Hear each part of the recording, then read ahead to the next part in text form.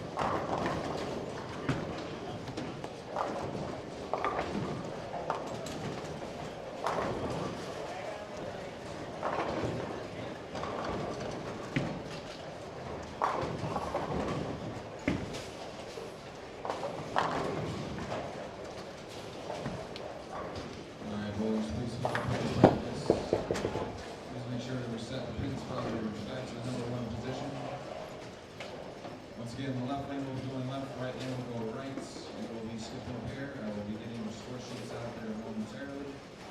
This is your last call for any brackets or high game pots. Please send me the check-in table to any side action. It's up to the side. As soon as this spot is over, we will verify everything, make sure everything's right. Make sure we don't have two people in the cut that are the same person and get a cut score. And then soon after that, we will announce when we're taking entries for the Desperado. Thank you.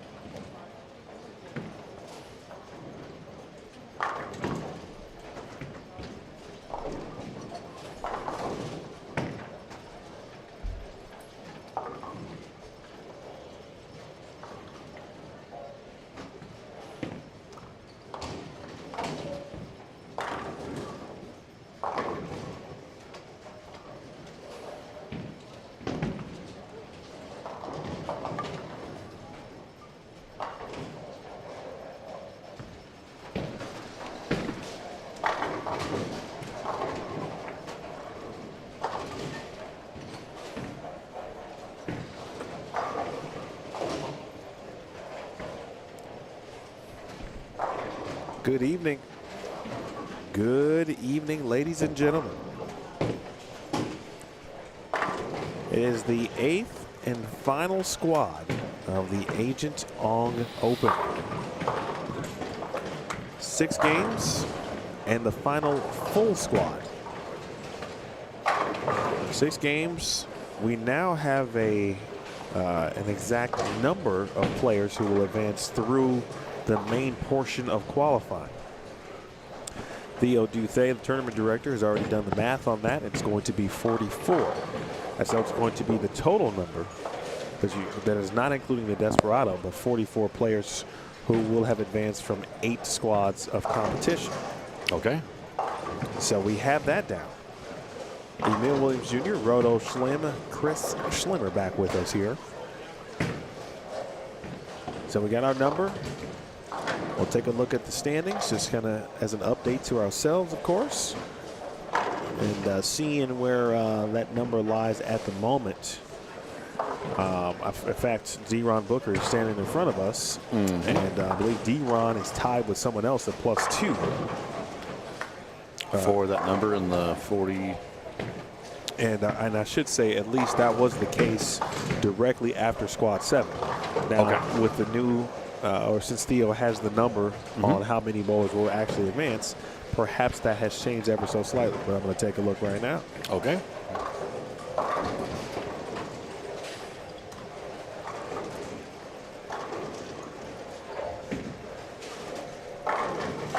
The overall leader is Carson Opella. And Carson got to +206. Wow. Pretty solid set. What did he have the last game? 234. Yeah. His low game was 189. Yep. But his high games were 277, 256, 246, 234. And he had a 2-0 in there. Of course, Anthony Simonson. He was the leader for a good portion of the day. Opella started out with the lead. Simonson shot 290 in game 3, followed by 266 in game 2. So he had 787 after 3. But I think Simon was, as you said, Slim, doing a little recon recon for tomorrow. Yeah, just kind of, if he happens to catch some of those pairs, we talked about actually whenever he got done, we chatted about some other things as well. But I said, yeah, the little recon. He goes, yep. He was just kind of feeling it out and seeing, what pairs do what. Brianna Cote, a very nice +93 this morning. And she was the overall leader after squad number 6. Dave Sirigliano, 4th at +90. He was the leader after, actually, he led until this morning. Yeah, but and that was from squad 1. Squad 1 Thursday morning. Yep. At 9 o'clock a.m. Robert Smith is 5th at +85. Other notables, Cortez Schenk, 6th at +73. Eileen Lenar, 7th at +71. Zach Schroeder and Tyler Betts tied at +69. Matt Zweig, 10th at +60. So we scroll on down to 44th. And that number sits at -7. And so with that addition, and of course with the final count on entries for this squad, so that number is now -7, where 44th is, which means that D-Ron's got a few places to hang out with. How about that? So Dylan Taylor's 44th and 45th. He is. And -7 to -9. And the other thing is too, let me scroll up, because the one thing I think you have to keep in mind as you're reading the standings is to make sure you don't double up, if that makes sense. And so as there are multiple players have bowled multiple times, their totals or scores don't get excluded as they bowl, right? So if you bowl again and your next score is higher, it's not kicking out the other scores. Correct. So you have to go through and make sure you kind of comb it with a fine-tooth comb, if you will. So there's a couple. Josh Williams is at the bottom, and of course Dylan Taylor's in 44th and 45th. That's really good odds. And I think he's bowling again. Oh, I'm assuming so. Yeah, we were talking outside, and he said, "Man, what?" He said, "What do I got to do, Emil?" Well, I said, Dylan, and last time I seen him, I'm like, Dylan, what do you mean? Like, you're good, right? And he's like, no, that last game. And it wasn't. Did it happen both sets? Yeah, wasn't bad today. No, look at it, both sets. 184, 175. Yep. So he's lost pins game 6 on both of the squads. And I told him we had that conversation about how the game 6 field average is got to be not good across the board. A lot of pins lost in game 6 here. So again, folks, now you have something to look at when we look at the first updated standings from this squad. And then the overall, we'll be adding 44 players. Again, not including the Desperado. Not including the Desperado squad. And that cut will be a 1-8. The main event cut 1-5. And like we talked about, or at least, and I'm sure you did the same after that last squad prior to this one. If you don't get in a comfortable spot through this last squad, Desperado is a 2-game sprint. And A sprint. Like so it's one of those deals, if you have a so-so game, you kind of shoot yourself in the foot because you know, and like myself and some of the other, I think Buttroff even explained it to one guy. One guy came up and talked to us earlier over there. And Jacob goes, well, you got to look at it. He goes, if you have one bad game this block or this set, you still got 5 other games to kind of neutralize that and, you know, maybe kind of balance things out. He goes, if you have one bad game and your 2-game set, you're done. Like, you don't, you know. So again, it's a mentality, philosophy, to each their own, I guess, if you will. Because everybody's going to see it different. Everybody's going to do things differently. There it is. Front bucket with a handle. Front bucket with a handle. Like it. How about that? 1, 2, 3, 5, 7. So yeah, it's again we've now. It's hard to believe it going all the way back to Thursday morning, but now we've hit crunch time. And I saw that Emil, in case you're wondering at home, that's Emil getting extra oxygen to his brain. Oh man, don't be taking a nap on me now, boss. Come on now, Yeah, I need you. I got you. We need you now. But yeah, no, it's one of those things that I think it was when you said way back on Thursday, and I just well, it's yeah, I something mean, just but hit me. it's hard to believe that, man. We're already now to Saturday night. We've gone through all these squads, and you know we've got some folks that have been trying. You know, they've built multiple squads to try and get to that number, and just haven't quite got there yet. And they've learned along the way, and they're trying to get better. They're trying to do the right things, and that's what's fun about this is, again, just in the last hour plus, some of the folks interacted with are like, Schlem, don't mean to bother you, but I got a question. Okay, fine. Yeah, no problem. Let's talk about bowl balls. And actually, there's a gentleman. Oh, I'm trying to think. His last name is Anthony, I think. Yeah, over there on 5 and 6, lefty. Josh. Yep. And so he's stepping up now, and he's like, you know, I've got this, and he goes, my gem does this, and I go, okay. And he explained to me where he's playing. I go, well, you realize you're taking a fast revving core and a strong cover, and you're playing in a spot where there's a big puddle. He goes, well, yeah, I saw so-and-so. I go, can you get outside of that? And he just kind of looked at me. And I said, can you parallel left? I said, give it a look in practice. And so my guy is actually farther left. I said, that way you can, you know, kind of keep it in play. And he goes, okay. And so he actually, and he looked at me and he goes, well, I only got to like 6. I go, no, you get that to like 3, 4, or even maybe 2, 3. And so he's played out there so far. He has not, the one shot looks like in the 4th, he missed the pocket in the first shot. But he's hit the pocket more so far in game 1 than he had in some previous stuff. And he goes, he kind of spun around and looked at me and kind of gave me that kind of like acknowledged the nod. And I explained to him, I said, you may have to ball up or ball down. I said, if gem is your strongest ball, I said, you've got some stuff that's going to get through there cleaner. I said, make sure you got other surface on balls. And he's like, well, yeah, I was trying to keep it in front of me. And I said, how many folks? He goes, I go, you got to keep your angles in front of you so you can't give it away. He goes, well, I'm not giving it away. And speaking of, he's coming over here right now. So let's. I'm gonna take a TV timeout.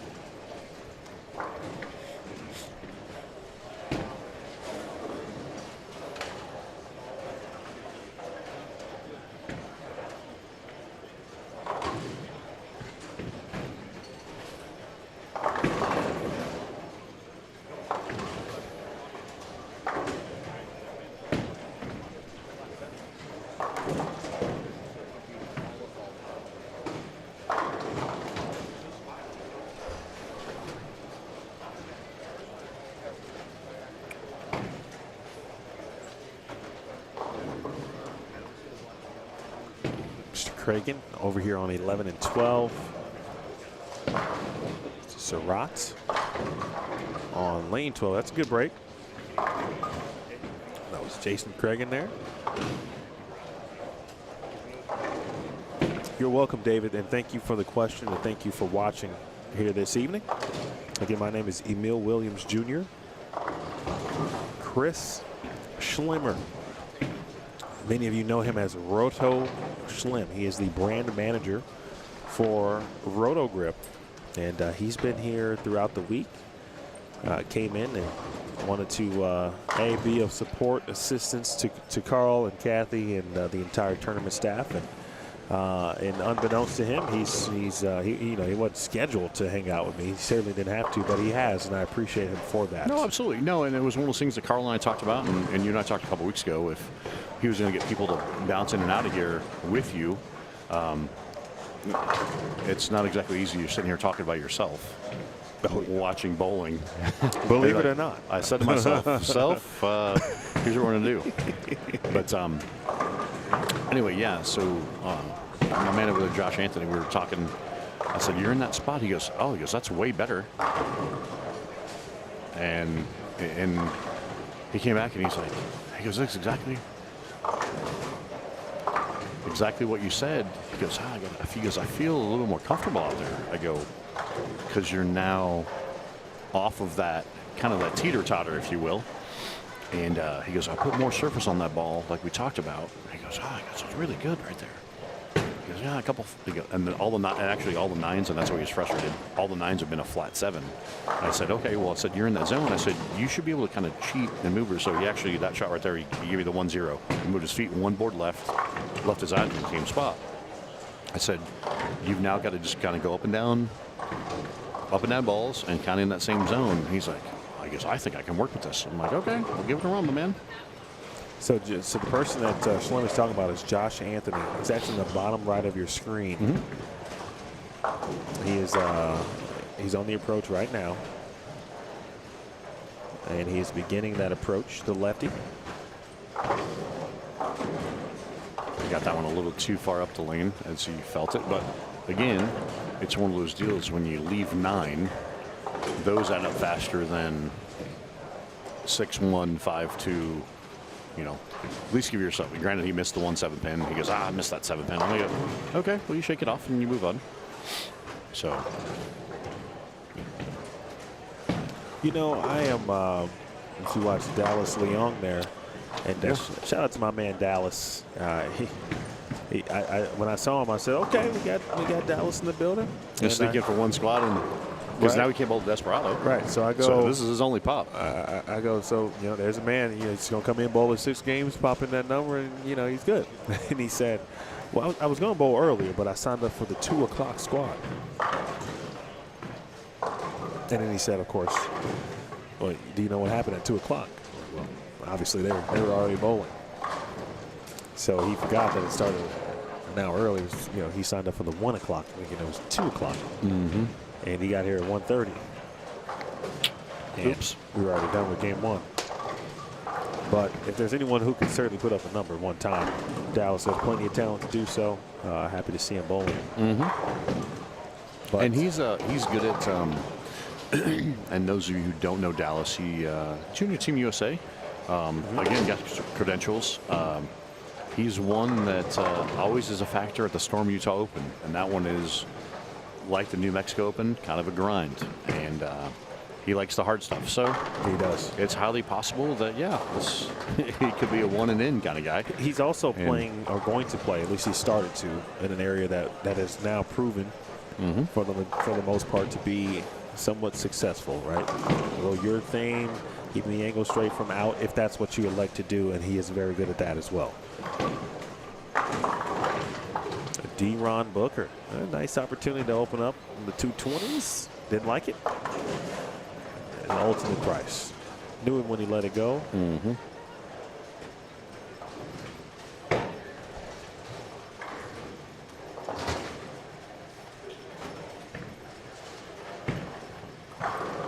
Yeah, that 34.5, that is a that would be considered, at least in my experience, to be on the higher side of volumes for lane conditions. Oh, for sure. Don't see a lot of patterns with that much volume these days. Nope. Whether that, no reason, I don't know why, or whatever why that may be, but it's a nice change of pace. Oh, for sure. That split puts D-Ron in the early 196 boat after game 1. Josh broke it down. He'll take an opportunity to get to 205 tonight. Michael Dragon, who, wait, what did Michael shoot? He had a big game a couple of squads ago. Maybe it was yesterday. Can't remember the day. Speaking of Dallas, that helps. And now he's one away from starting his block with 220 plus.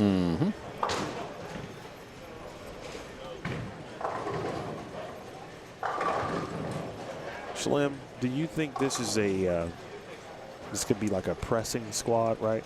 Oh, for sure. Because this is like that cut number on tour type of For sure. right squad. Yep. I mean, and again, we've The got risk-taking squad. correct. And exactly what we were kind of talking about earlier is the fact of what I mentioned earlier. You've got 6 games, so if you have a game that is, so if you have that 170, ideally you still want to make maybe a 170, 180 is easy to manage. And now you think about it, if you shoot 150, you're going to have to shoot 250 to kind of balance that out in a short amount of time, or you take 225s. In the Desperado, and the fact that you only got the 2 games. So yeah, this is kind of the pressure. This is I heard plenty of folks like, yep, I'm bowling. This is my shot to do it, because I don't know. And so a lot of folks questioning the Desperado because they don't feel like they get off to a good start on the fresh, even with the practice. And you know what I'm saying? So there's different mentalities, and I can't even call it strategy. It's just a mentality, So. Well, I think the question might be, before I say it, let me ask.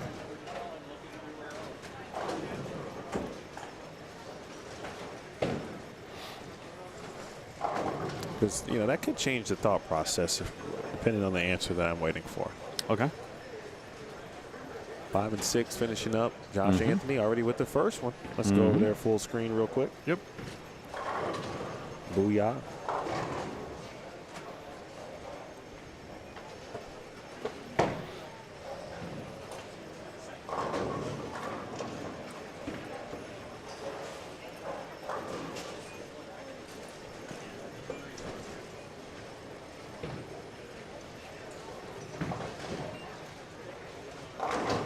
Oh, get a break, Josh. And that's kind of the thing that I explained to him. I said, it's one of those deals that, okay, we're going to give Dallas's mom a shout out. Hi, Mrs. Leong. Your son bowled 214 points. Thank you for raising a wonderful individual. Hopefully you're watching at this point. If not, you have to go back and watch the replay. Assuming he's watching, or she's watching him right now. But anyway, yeah, no. So Josh, we talked earlier, and obviously he came over and we took a TV timeout there and chatted about it. Yeah, I kind of missed that one a little bit, but still got 9. Yeah, 204. And I can tell you, based on my conversation with him earlier, prior to our little convo here, kind of ball repping on that, he's very happy with 204 because he was, teetering on that he felt like 160, 180 could go either way, because it's kind of around the 1-2. And I said, you got to get to the spot that gives you just a little bit more. And, like we saw there, catches the crossover, the second shot, parlays that into the 204 game. So.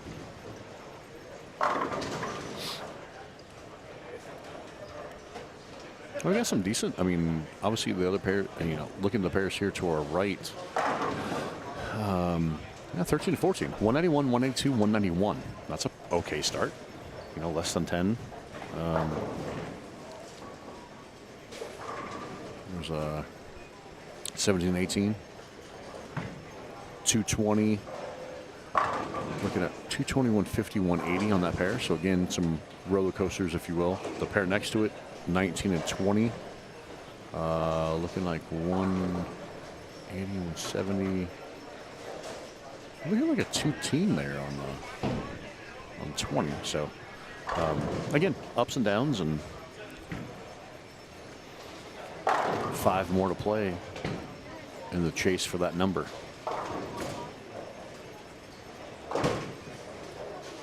Again, we now know the top 44 players will advance again from the main event squad qualifying. So after this 8th and final main event squad, 44 players will have advanced, not including the Desperado. Now, back to that Desperado. I did want to confirm that the Desperado, which I thought was going to be on the burn, and it is going to be on the burn. So in case people thought, you're talking about, hey man, I'm not. Oh yeah, I'm not sure. Okay. I don't get off to a. Okay, you did confirm that. Okay, cool. I don't get off to a slow start, or I get off to a slow start. Okay, so Desperado is going to be a definite opportunity for the more folks might go, hey, I kind of was starting to figure something out, or I think I can figure something out. Okay, that's going to change some minds too. Could change a mind or two. Absolutely.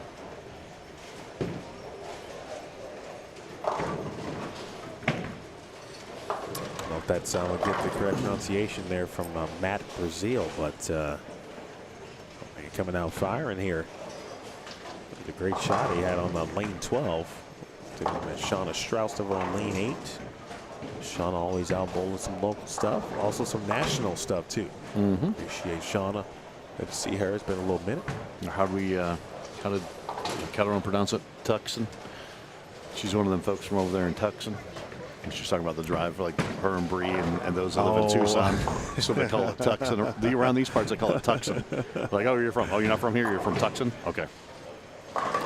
Also known as Tucson. Right. Yep. Because you had me thinking, like, wait, what? You're like, saying, huh? Who? Oh, got it. I got the joke. Yeah. Yeah, she is. And that's what's fun about, that's what's fun for us when we get to travel. We get to learn about sayings or how they refer to other cities, or, you mentioned, I think, Louisville. Not Louisville or Louisville, like Louisville. And I also, back in the day, remember learning the difference between Lancaster and Lancaster. Yeah. Depending on what, Yeah. It's cool stuff like that, It's a good question from David. Yeah. David asks, what balls are looking good so far? And I think I can give you a general answer to that just based on now 8 squads or 7 1/4 of a squad on bowling balls that look good. Well, for some, your thing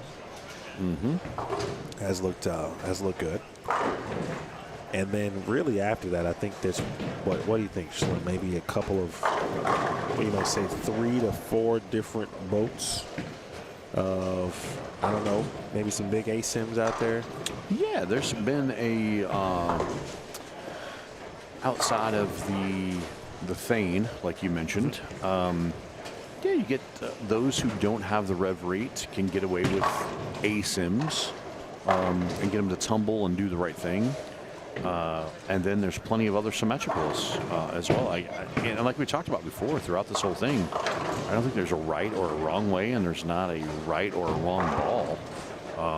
Because there's, again, it comes into the game that we play of the layout, the surface prep, and other variables that add to the equation. So, but I will tell you, for the most part, if you start rattling through the people there in the top, you know, like we talked about, Bree used low RG symmetric with some lane shine. Simo was urethane. We don't know our leader. I don't know if we knew what he was using. Was he using Thane? Maybe. I don't believe so. Maybe not. I think. I mean, none of that. The balls that I remember him throwing, and I remember it was like a navy blue mixed with a little royalish blue, like had some surface on it. Okay. But it did not look like your thing to me. And again, especially not where he was playing. Yeah. And I think the big thing too is it's not so much I mean, it is the ball on the surface, but it's your angles. Being able to keep them in front of you. And, so Dallas running into a little hiccup here over on 7 and 8. Just getting angles, getting the right plan of attack.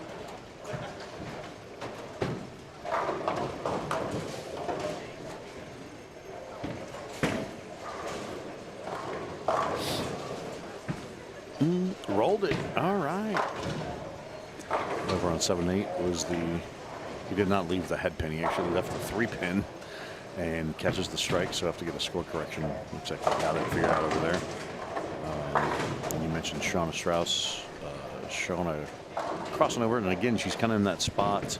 And I know she talked to Bree. She's friends with Bree. But again, Brianna throws it a certain way.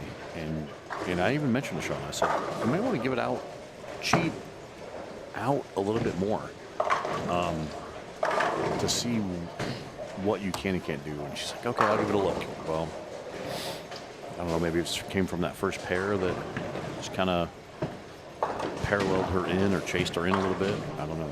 We'll see if I can ask her after she's done. But we're looking like down there on 3 and 4. 3-bagger, spare, or no, double spare split, 8 out. 7-2, 3-bagger.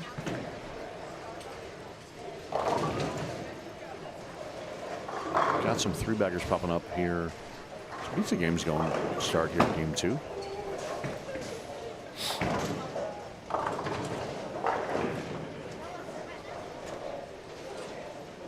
Oh, I can't call him Chuck now.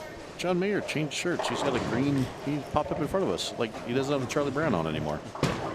So my man changed shirts. Kind of got some little green cubes going on in his jersey right now. Roll. Short pin. That pin needed to eat more Wheaties this morning. Not strong enough to knock it over.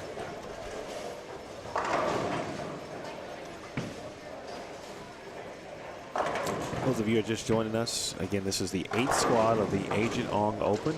This is the inaugural event.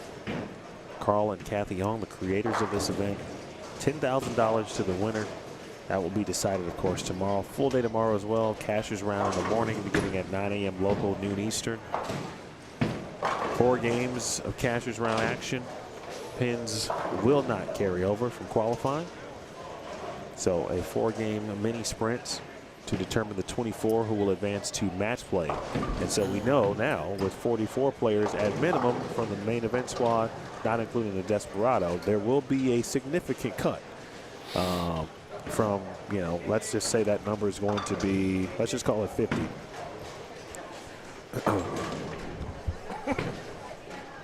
Let's just call it 50 for our explanation here. Mm-hmm. There's going to be a significant number, obviously, for sure, to be cut from advancing to match play. For the top 24 advance to match play tomorrow. Single elimination. Best 2 out of 3. And we'll whittle our way down to top 4 step ladder finals. And then the winner will get $10K.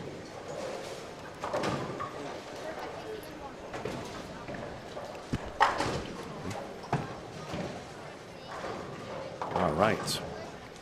We are joined again here by Captain Carl. Carl, how's things going here after game one of the last full swan?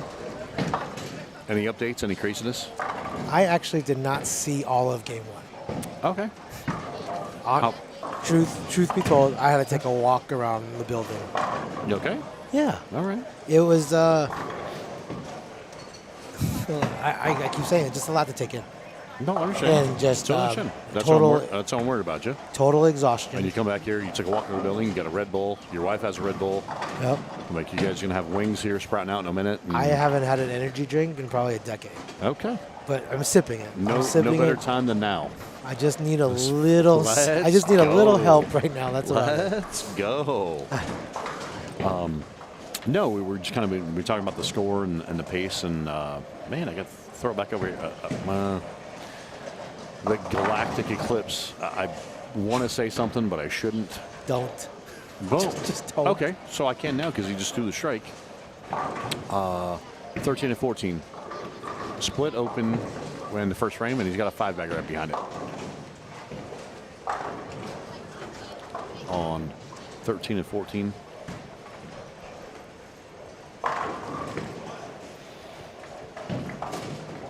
And he's going to carry it. No. Left the 10 pin. So that's actually Michael Haugen down there on 3 and 4. I chatted with him. I had a good chat with him on the break. Hadn't talked to him in a while. Haugen split there in the first.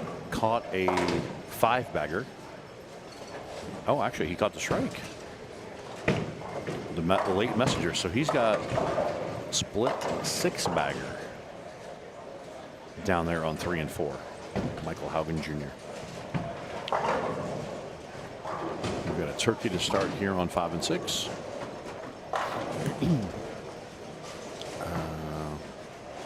Yeah, we got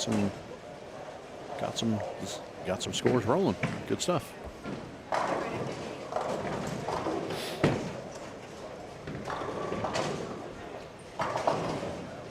I'm assuming, do we have a score update after game one there? Almost. Okay. I just saw Theo walking by. Oh, we do have a spare 5. Oh, no, I think you were just talking about that. Sorry, I had to go to my Ricola a little earlier tonight. I hope it wasn't for me What do you mean? because I've had a cough. No. Oh, no. My man showed up with a coffee cup. No, this is a Oh, then you gave it to me then. Yep, exactly. He's blaming his kids. That's a good dad right there. He's like, my kid's fault. They got me sick before I came here. It's true. Hashtag facts. True story. It's definitely true. Got it.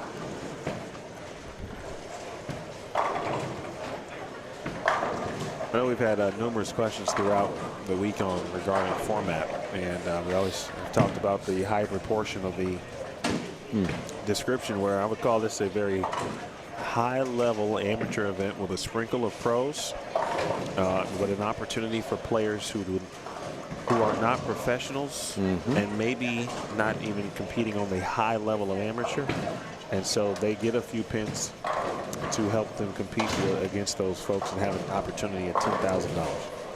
So it is not a handicap event in that regard, but much like they do with international events, there is in many ways some sprinkle or small opportunity for pins, seniors, women, and there are a couple of divisions, of course, as well from that regard that have that opportunity. I would still say the majority of this field is bone scratched. Almost everybody. You have a few seniors that we have, offered pins to over the age of 55. Now they are 55 and over PBA members or PWBA members, national titles. They are exempt from getting pins now. So it's for truly the 55 and over that don't have a very big resume. Unfortunately, not to say that Dave Sirigliano by any means does not have a large resume, but the biggest difference is he doesn't have a touring title, doesn't have a regional title. I mean, accolades, Hall of Famer. But because of the way the rules were set, Mr. Strigliano gets 5 pins again. And he should use that all. I mean, he deserves it. Oh, for sure. Michelle in the comments, thank you so much. I hope the tournament isn't here in a couple of years and you can bowl. And Steph, I appreciate the compliment. Yeah, I'm looking forward to the finals tomorrow. I think it's going to be an amazing, stellar finals, and looking forward to it for sure. My man. D-Ron with the front 5. And Haugen, by the way, and he's split in the first. He went 7-2, but he's got the next 8 behind it as he steps up in the 10th frame down there on 3 and 4. And Haugen, you know, I've known him for a long time, going back to our days out on the regular tour.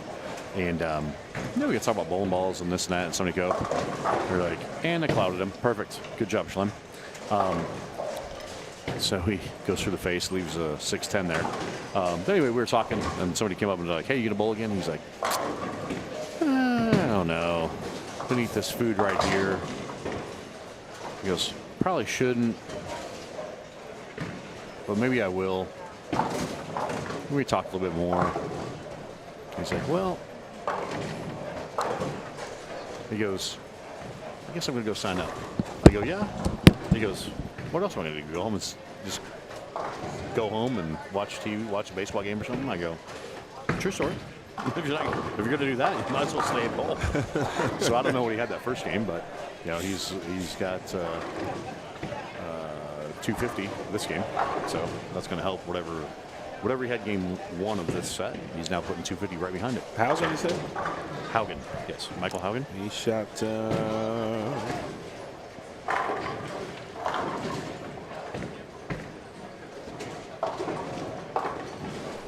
146. Okay, so he's getting back even.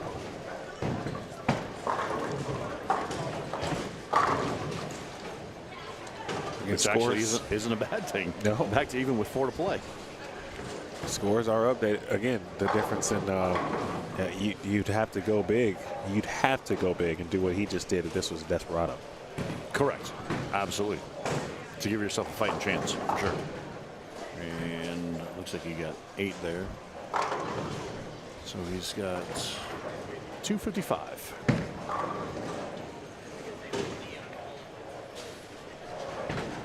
Again, scores are updated after game 1. I just dropped the standings link. It is also pinned now at the top of the chat. So that will be the link for this entire squad. So every time the scores are updated, I will let you know, and then you go click, and then you click the link. And check out the updated standings. So game 1 is up. Ben Perry, who was watching at the end of squad 7 and trying to calculate which number is the cutoff from a cut number perspective. He shoots 259 out the gates. Okay. Eric Hatchett, second, 237. Ari Wilson, 229. Lauren Jaramillo at 216. I believe Lauren was now over on 7-8. Briley Hall, 220. Dylan Taylor, 217. Dallas, 214. Dallas Leon. Mookie Betts bowling again. This is now what? Squad 3? Yeah, squad 3 from Mookie. Yep. Yes, that Mookie. The Mookie Betts, 210. And jump in there. So Briley obviously has put together this game shooting 220 to back that up. And we had what was the first game? 220. 220. Okay, so 220 even. And 227 that game. So plus 47 after 2. So again, it was one of those deals that he had a fighting chance that last set, but was right here in front of us on 9 and 10. And I believe he crossed over every shot on lane 10. Big hug spot somewhere on just past the arrows. About what, 12-ish, I feel like, down lane. Ryan Hernandez, 207. Greg Thompson Jr., 205. Josh Anthony, 204. John Strauss, 204. Jason Lowry bowling again, 202. Wyatt Trzaskowski, 200. Derek Acuff bowling again, 200.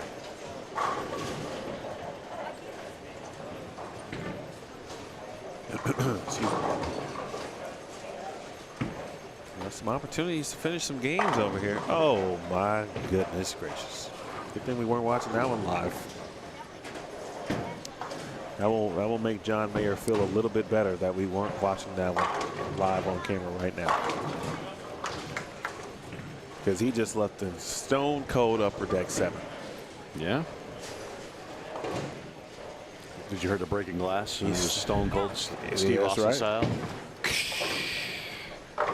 John is still waiting on the world to change. Can't get that 7 pin out. And there it is. It's Matt here. Brazil. Two-hander. Up the lane in front of him. 4 into the 9. Oh, didn't quite get it. So he's going to. He's got 1 in the 8 now in the 8th. Converts this, can turn it into 230.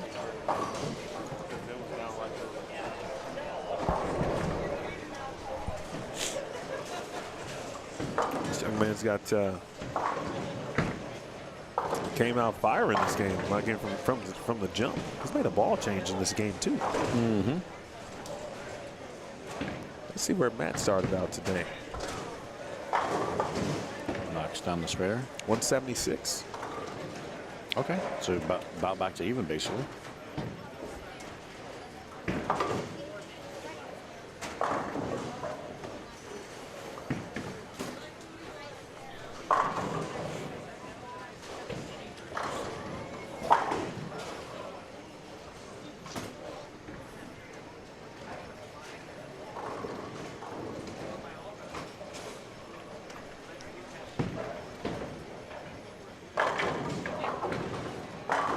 That's a solid game right there. Mm-hmm. He did that quick, fast, and in a hurry. Yes, sir. He wasted no time, played no games, coming over here and shooting He's 237. like, ain't nobody got time for that. I got to go. Got to go. Speaking of got to go, D-Ron there had, we talked about front 5, spare, strike, 7-1 strike. And Dylan put together a sneaky good game again. My guy, he's got that roll, keeps it in play. Over here on. See the unique approach and setup for Dylan. Yeah. That's solid right there. This gentleman again won the New Mexico Open in 2021. He's looking at. He's got catches this one. It's 250. Not messing around out here is Dylan.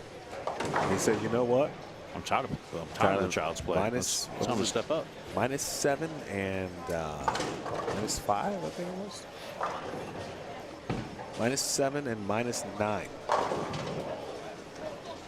His 2 blocks. So he's like, all right, this is. Oh, okay. So that's Dylan. That's Dylan right there. He is the number. Yes.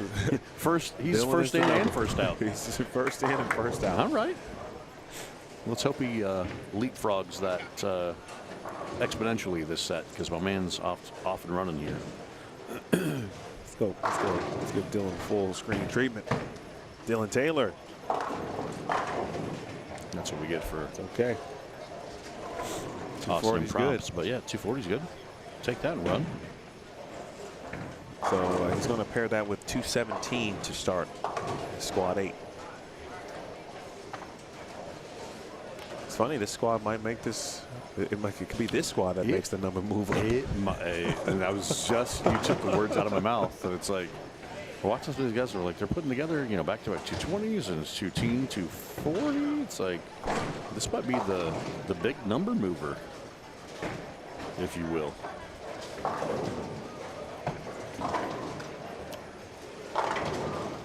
Ooh. All right.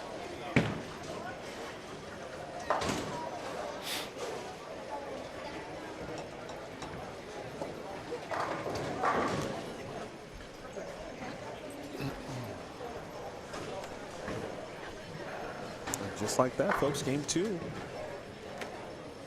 is now in the books.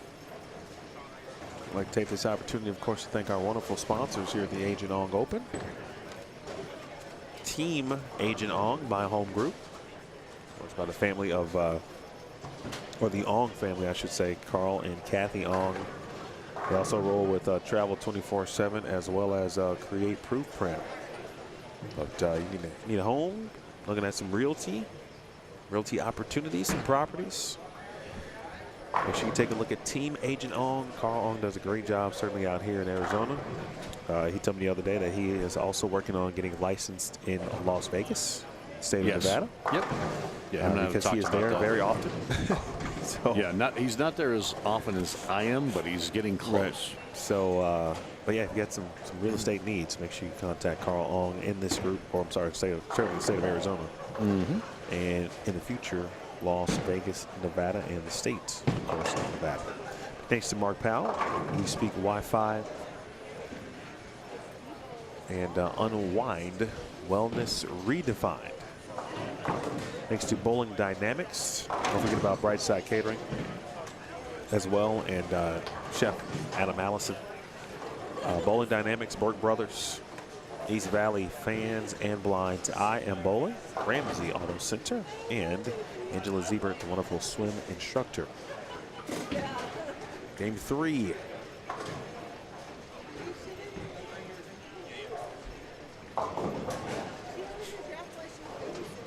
I see my man Eddie Wilcox, who I got a chance to talk a little bit when I met him at the Cactus Classic a couple months ago. That man just looks like just a pure athlete. He's about to step out on the lanes here in a sec. Okay. No thumb, too. I feel like I've seen more no thumb or thumbless bowlers recently. And when I say recently, I mean in the last few years. And from some younger players, which is kind of throwing me off, because I still feel like we see that in a more of an older, even my or your generation. Not much in the younger generation, but I guess it also would make sense because the two-handed style is obviously now thumbless. It has to be from the specifications perspective. And so maybe as you're working on, or working on your two-handed style, maybe you mess around with just the one hand and see what it's like. And we've seen it more in the younger generations getting to that, because they actually go with a little bit lighter bowling ball, and it's become more of a common thing. I'm talking to pro shops across the country, that they get the open play of a younger caliber, that they go lighter weight, and they feel like they can control it better, if you will. And I think it's a thing of not everybody can throw it two-handed. And if you want to increase your rev rate, thing in the world. If you want slip and high flush, all right, like it. So it's one of those deals. If that's the alternative, and it goes back to, we've made reference a few times to Mike Miller, who kind of brought it, I think, to the forefront in the 90s. And I can remember finally getting to meet and work with Mike. I met Mike in the probably late 90s, and then later in his career, he obviously, storm staff, and he'd come out and bowled a few tour stops. And because even then, it was one of those things that we could still use the thumb hole. And he's like, Schlim, I need my, and for him, it's actually kind of like a suction hole. Because if you remember, he'd sometimes lick his hand or moisten his hand, and he'd have to get his palm set in that spot. He used a 7/8 hole, and I haven't talked to Mike in a while, but I remember back then, towards the end of his career, we used a 7/8 hole, and it had to be like in his palm. And that was a comfort spot for him, so he knew where the feel and touch. As opposed to back then, like you mentioned, the two-handed deal, for Belmo, and this is long before Simo was around, but, Belmo and Oscu and those guys, we had basically a fake thumb hole plus a balance hole. So 2 holes, if you will, is what we had. Yeah, because the rule wasn't there. That's true. So you saw Belmo, Belmo and Oscu early for sure in their careers. Yep. Did you, did either use their thumb when they came out on tour? Osco still uses his thumb for spares. still to this day. And he would, occasionally mess around with it. I mean, and they both throw it pretty good with their thumb in it. And I can remember. I mean, not one-handed. I'm saying, like two-handed, but their thumb two-handed was with a thumb. Yes, no, two-handed with a thumb. Let me clarify. Not those guys did not do that. Have I seen other people do it? Absolutely. Okay. And that's one thing that I've seen as well. It's become more of a common thing because again, they feel like they can steer it a little bit better with like a thumb tip, kind of like a small wood. A two-handed style, like, thumb, because Smalls puts his thumb tip in it. So that's a thing as well. Pretty good pitch right there. That's Eddie. Okay. I've not met Eddie, but my man's got starts out with a double. So young man was talking about thumbless. There's a triple here on 7 and 8. Super athletic. Double here on 13 and 14. Yeah, we're filling some frames. We got some decent scores starting out here this third game. So again, I think what we just talked about, I think it's going to be this could be the squad that moves the number exponentially. And again, is it because of the number of squads that some of these folks have bowled and they're finally figuring it out? And is it, finally, are they watched and paid attention of, obviously Dallas, I think, might be the lone one that's popping in. This is his first squad.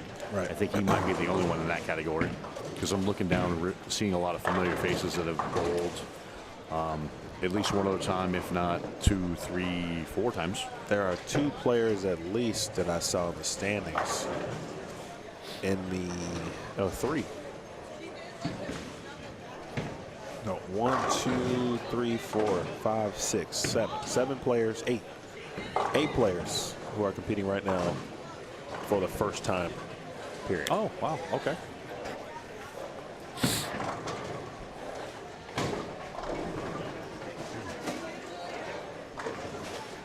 The reason I asked that Belmo and Asku put their thumb in two-handed because Brian Valenta, college teammate of mine. Yeah. I remember. Yeah, Valenta. I remember Brian when he came out. Yep. He used his thumb. Yep. And so, of course, it was now that is no longer a possibility for two-handed players. I was just curious. It is. I mean, and that's the whole thing. I guess you have to decipher it because, like, you can still put, as long as you put the thumb tip or the thumb in, you can still throw it that way. You can do that. Yes.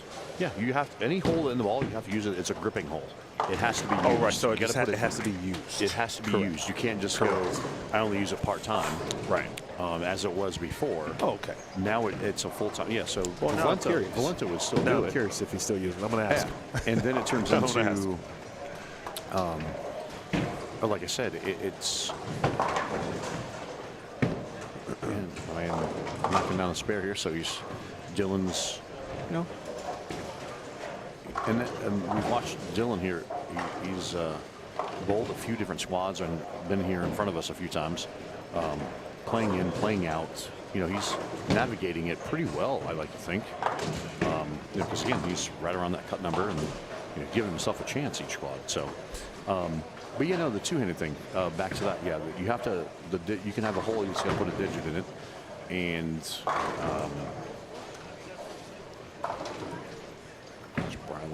he's Bradley. Tickle, roll it, and again. This was lane 10, gave him fits that last game of the previous set, but now, in that case, that gives him 2 strikes on lane 10 this go-round, which he's catching it game 3. Lost my train of thought, circling back on the two-hander thing. You caught me off guard with we were talking about the deal. Yeah. Thumbs. Myself and asked him, is he still using his thumb based on that now? Yeah. By the way, Kyler Adams said, hey guys, thanks for the kind words earlier today. Kyler bowled yesterday and today. Oh, yeah. If he serves correct, but Bro, Kyler, you throw it great. I've you're been saying it. keeping it in play, doing Love what his- you're love supposed to his do. game. For sure, man.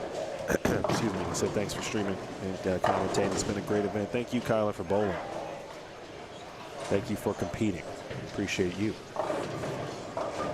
Slim says, I'm as traditional as it gets, but the best bowler under 30 is two-handed in our city. Slim, where's our city?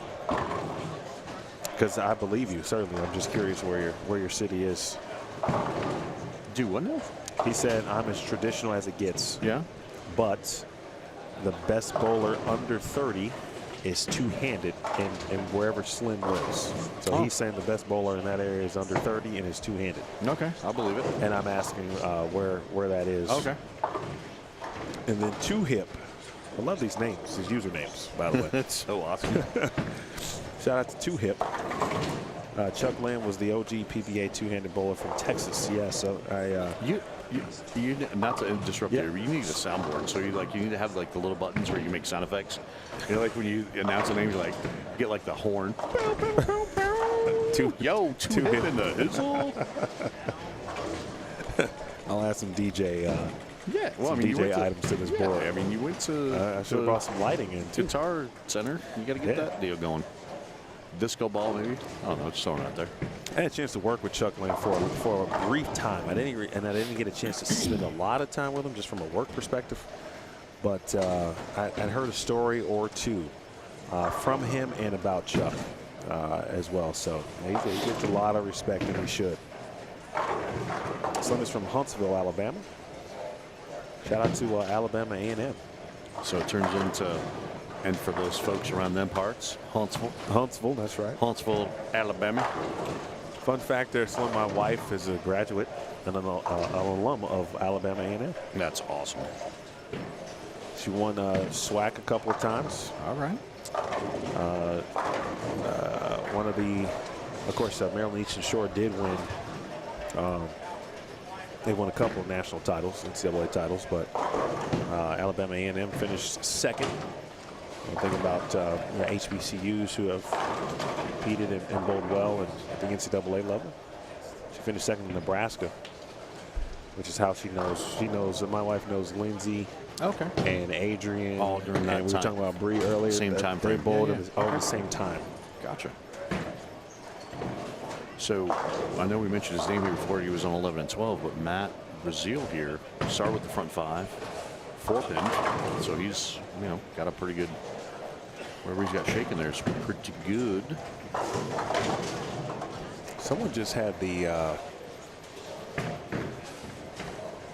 it was someone else I thought had the front 4, 5, 6s, but maybe it was just Matt. I was thinking about someone else.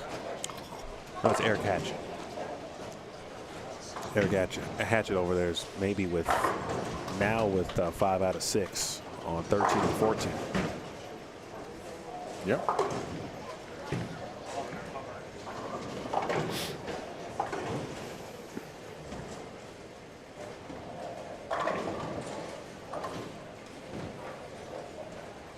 There's always that little bit of a calmness that goes. You ever notice that at bowling events where, and it could just be me, they're always wearing headsets, and things may sound a little different every now and then in your ear, but every now and then there'll just be this, there's like 1,000 people bowling, but it'll all line up randomly to where there'll just be this calm, and you won't hear a lot of bowling balls going down. There won't be many pins. Yep.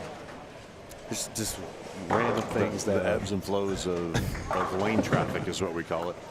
Yeah, no, I mean, it's the like same deal. soothing to a degree. Right, and it really gets into, as you know, being on the ladies tour for those years, that when you're on the tour level and you've got the proper professional skip, and so you got, the 2-1, Oh yeah, 2-1 yeah, deal, absolutely. you kind of gets synchronized. Right.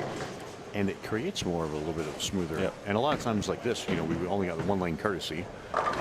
And some, are kind of like, hey, acknowledge the fact. Others, I mean, some people just jump up there. They don't mind. And again, if we're set at the same time, and as long as you're ahead of me, you're behind me, I don't see that. Then it's all about peripheral vision, I think. But yeah, that's a preference thing.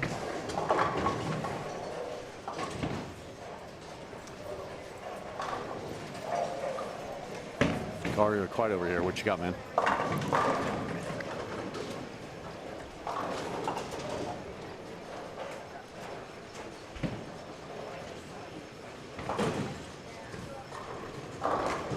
You okay? Yeah, just he needs a Ricola. Let's say you rubbing your hands, Mr. Miyagi style. What's going on? What do you need? What do we got? oh, nothing. Want I me, just, want me to heat up my hand so I can massage your esophagus there? What do we got? I'll get this. I've had a little bit of a Big cough. spare. Big Okay, spare, he's Dylan. got cough drops over here.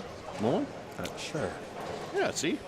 Shout out to It's a Ricola lemon for mint. providing the lemon mint Taste. throat lozenges. Let's see what Make they sure. do. In case there's any allergens.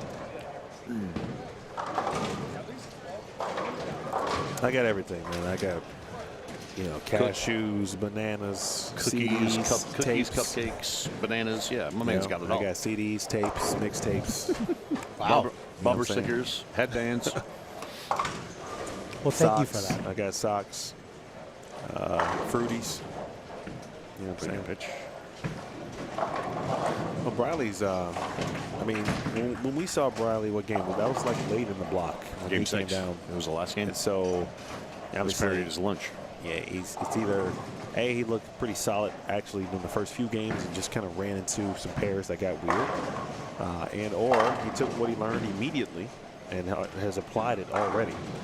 And considering his background and how smart not only he but his entire family is in regards to bowling, I'm going to go with option B, that he immediately applied what he took from just bowling in the afternoon and is putting in the work and putting it to work, I should say, right now.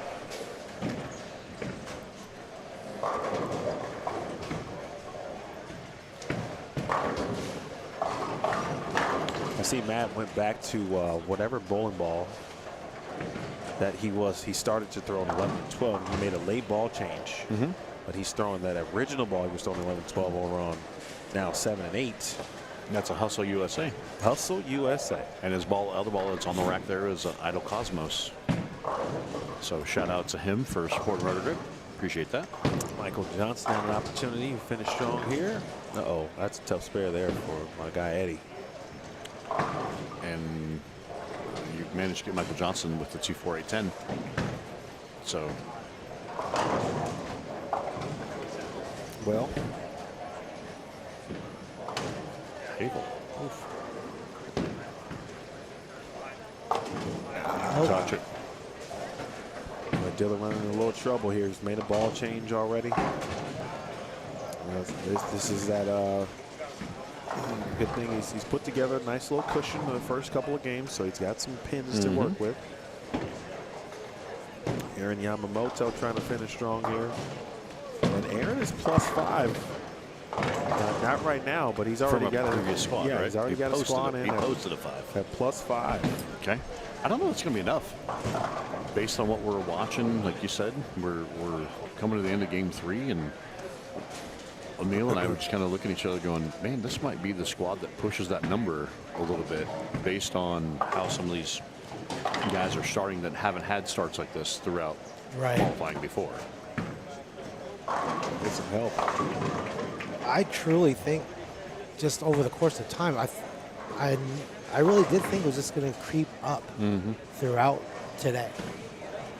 And it really hasn't done anything.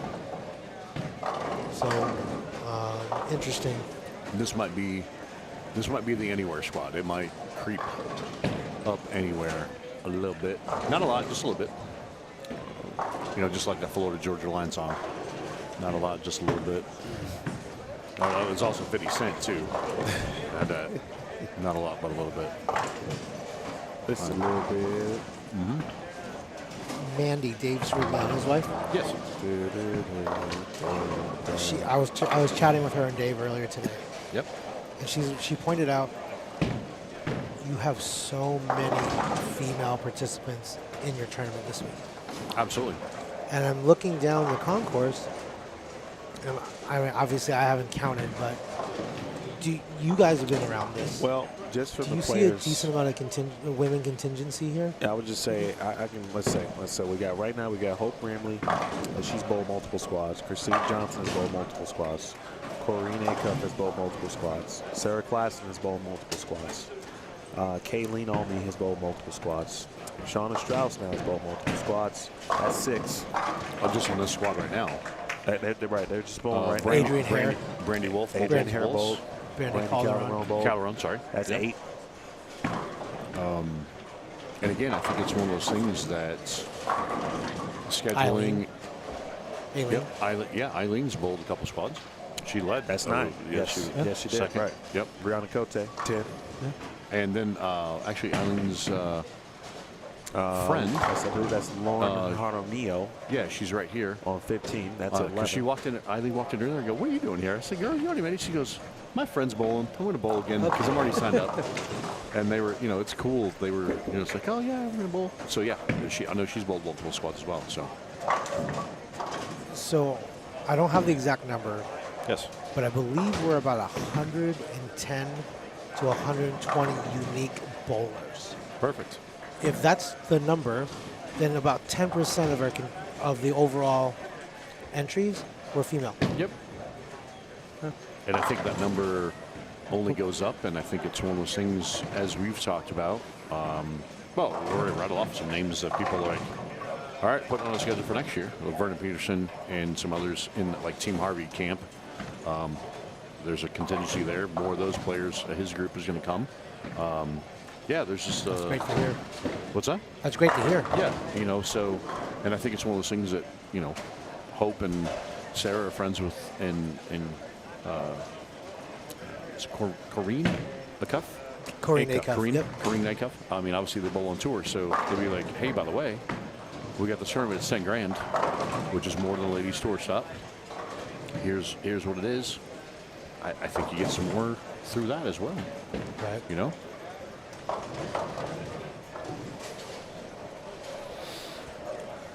Good combo right there. Good question, Stormy. And hello, Mr. 0410. Oh, now we're going to numbers? We're getting rid of the cool names? Now we're getting cool numbers? Sorry. And folks, I truly apologize. But it's the last week has just been tough. Again, my children did pass on something. So, and I was hoping to be, when I first started to feel whatever it is, I had about 4 or 5 days before I was supposed to travel. So I'm like, all right, I just need to be good by Thursday. And I'm decent. I was way better than I was last week. But Ricolas is saving me.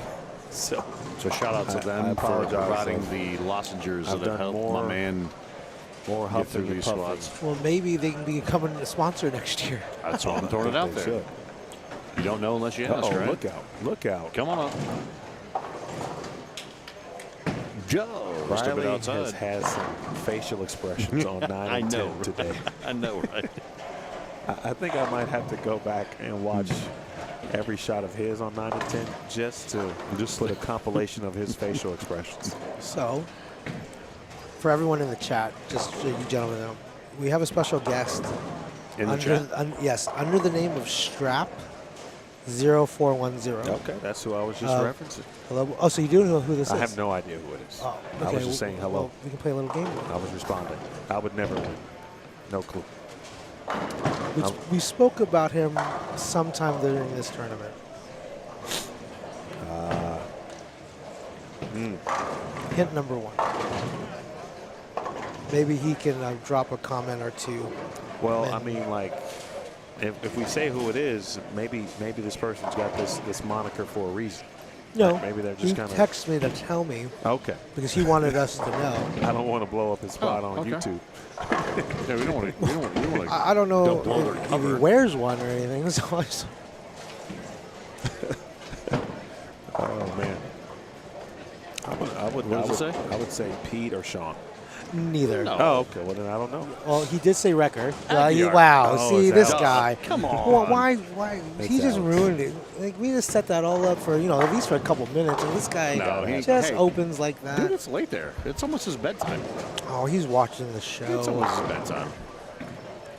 Love you, brother. We do. Alex Aguiar. Yep. You need to get here next year, bro. You know what I need to know?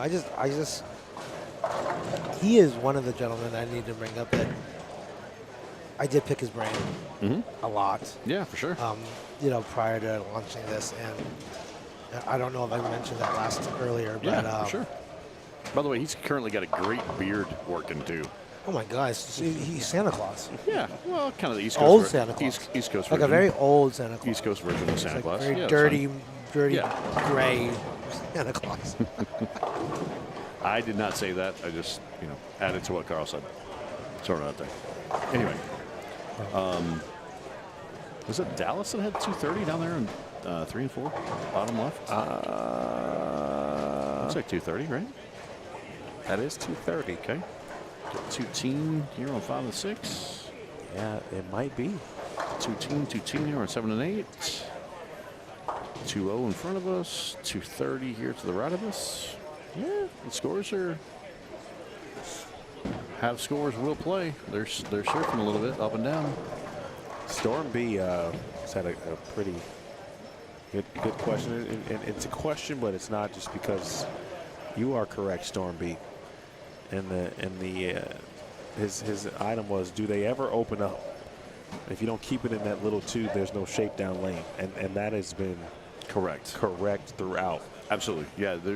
Anybody that's in the current cut number, I don't recall any one of them that had their angles where they were able to get it projected outside of their body, basically using their body, keeping it square in front of them. We saw, I think, really one player do that, and that was Troy Blickenstaff from the morning squad. He's about the is only- he in the number right now? Let me double check. See, that's the thing. I know Troy had some okay squads, but he also had some games that, because Troy was one of those deals we felt early on that getting in and deeper to like 25.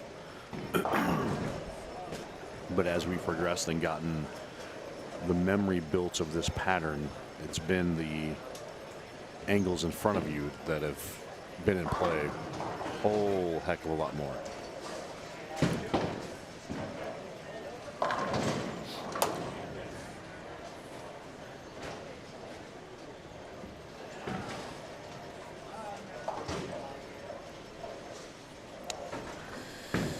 Let's see.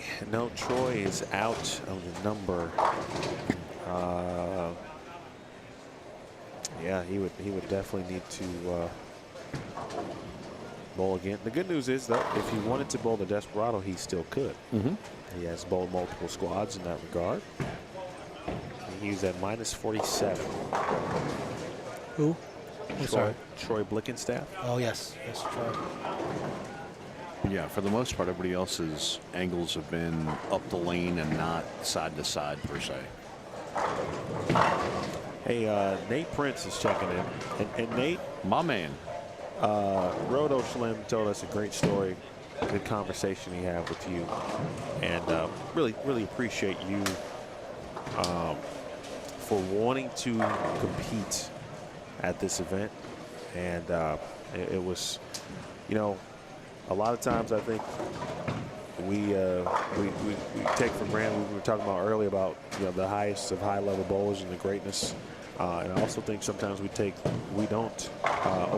for granted players who are trying to reach those levels, and what the courage that it actually does take to pay your money and come out and bowl this and these types of events. And so, Nate, I appreciate what you did.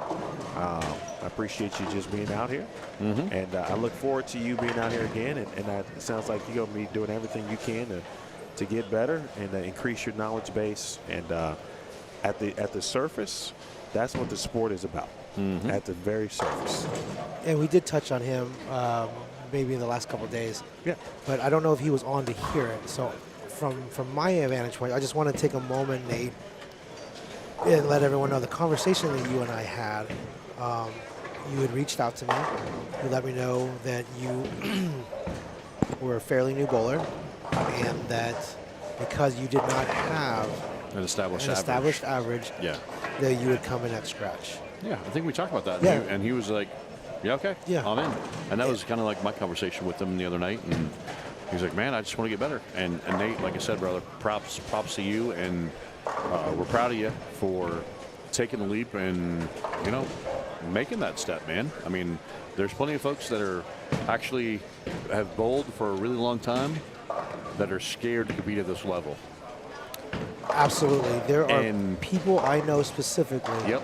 that steered clear of my tournament because, for whatever reason, Yeah.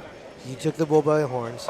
Yep. You accepted the fact that you might be not at a seasoned competitive nature compared to some of these bowlers out here. Mhm.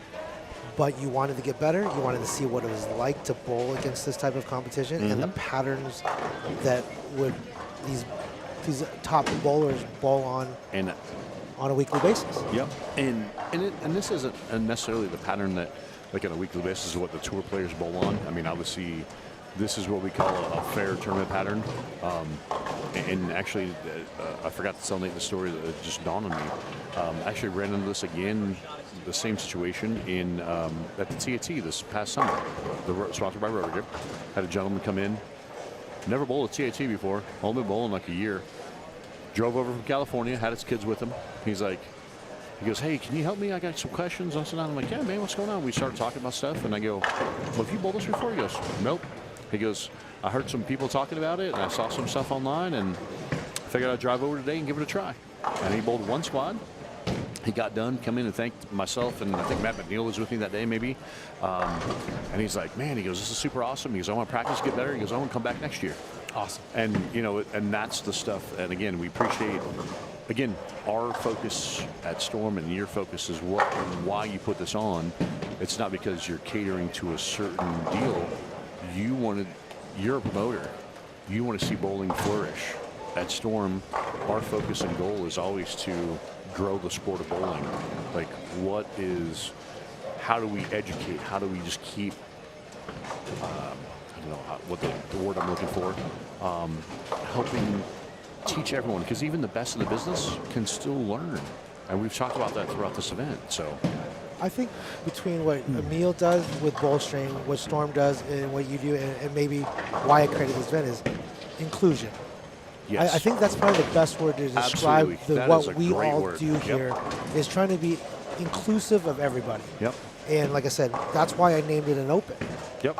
It's not a scratch event. It's not a handicap event. It's not geared toward one particular skill set by any means. It is, I guess that's probably the best word. If there was going to be a motto or a tagline for my event, inclusive to all is what I would like to say this event is. Or what I hoped it portrayed and hope people would take away from that is we'll take anybody. And at any skill level, I think it's one of those things give it a that shot. you threw it out there, and now that goes in your flyer, and it's part of your event moving forward. Inclusive to everyone. Yep. Open. Everyone's invited. And that's the same thing of what Thank we you. talked about. I think the three of us talked about at lunch today, in terms of We ate? Well, I ate I don't remember. vegetable fried rice, sir. I don't know. You got You're right. You have that to-go box in here somewhere. You're right. I don't think he's going to be eating that later, You know, though. I maybe really not. don't believe that. But no, I think what it talks about might. is, and a prime example when you talk about those, like the Open Championships or the LBC that we talked about at lunch, the people that are scared to even go bowl that event, and they know, you know, like they know plenty of people have done it. You know, this is a first annual event, but there's plenty of people. I mean, we got all skill levels here. We do. From fairly new, really new, to Hall of Famers, and everyone in between, And future Hall of Famers, and yeah. future Hall of Famers, and it's within their own right. And again, like you said, the local people and the variety of players from the people that traveled to come bowl this, and you know, it speaks volumes. And again, this is the inclusive. It's a great word. I like that word. By the way, you get that word. Your man over here can't steal that word to add it to his, like a T-shirt or something, and when he's building a store, and you get a Inclusion and inclusive, I'll take. yeah, you take those. And then new roto ball, new roto line. Yeah. I mean, we had a ball called the Illusion. I mean, inclusive illusion. I don't know. It's different. Yeah, it's a lot of syllables, a lot of letters. We'll figure it out. Game 3. Let's see. We're 4 frames in, 5 frames in, 3 frames in across the board in front of us. This is game 4 though, right? This is game. You're right. I'm tripping. Sorry, all good. Wow. Because I was snap. thinking Dallas was here. Yeah, Oh, it's quick. Okay. all good. I saw Theo making the run, so he is. He should have standings here in a moment. Yeah, it looks like, I mean, some of the pairs, most everybody's in a, like a 2-3 frame. We do have a little slowdown here in the middle. I don't know, 19 and 20 is just now starting. But then I look down a little bit farther, and they're almost halfway through that game. So yeah, we're getting some, I don't know, speed bumps along the way. It could be deadwood or scoring or something, but I think we might have reached that point too, where transition obviously, and that point of a block, and I compared this call earlier to a cut squat on tour, where you either might have to take some risks that you didn't have to do before to make it right, and so things start to slow down a little bit for some people because now they're got a little extra focus or want to make sure, hey, I calculate this right. And every now and then, like, the pace kind of slows because, folks are trying to do the best that they can to try to make something happen. Oh, Abel. Cut score coming into the squad was what? Dylan was -7. Yeah, -7. okay.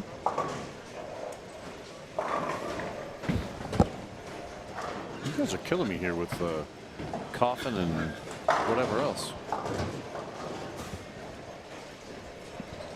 But like we talked about, the way transitions have happened, just kind of looking around some of the pairs in eyesight.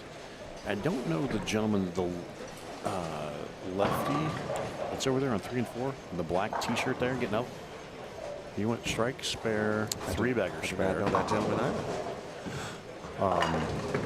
So we've got some decent. There's another spare double. Hey, Emil, do you know what Kyle Abbas is at currently? Of this squad. Hagen here with a double spare strike.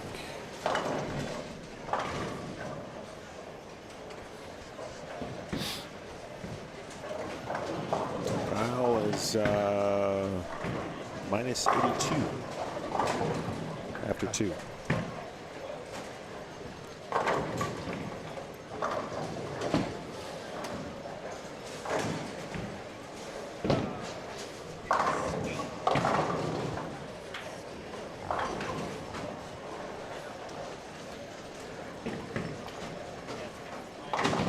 Oh, okay, Eric Hatchett. I would have made a 7-10 right there.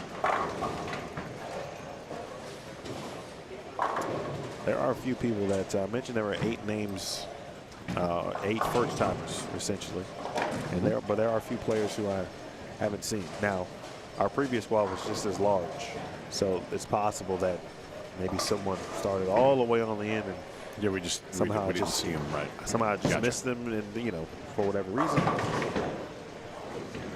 Or legitimately all 8 players that are bowling for the first time, I'm like, maybe he didn't bowl any previous squads. And that's why I don't know who he is. Good shot there, Hamel. That's a good start there from Mr. Wright as well. Let's see what we got on some. Is that right? What's that? So wait on an update. Yeah, but Yeah, I realized we never talked about scores after 2, and Ari did jump into the lead in this squad at plus 76. Dylan plus 64. That obviously he will lose a few pins. Riley Hall was at plus 47. And Perry is at plus 40. GT2, Greg Thompson Jr. is at plus 32. Deron Booker was plus 28. Mason Lowry is plus 22. Havel plus 20 after 2. Mookie plus 19, tied with Aaron Carabell. At Brazil at plus 13, along with Wyatt Trzaskowski. Michael Haugen plus 1. Eric Hatchett even after 2.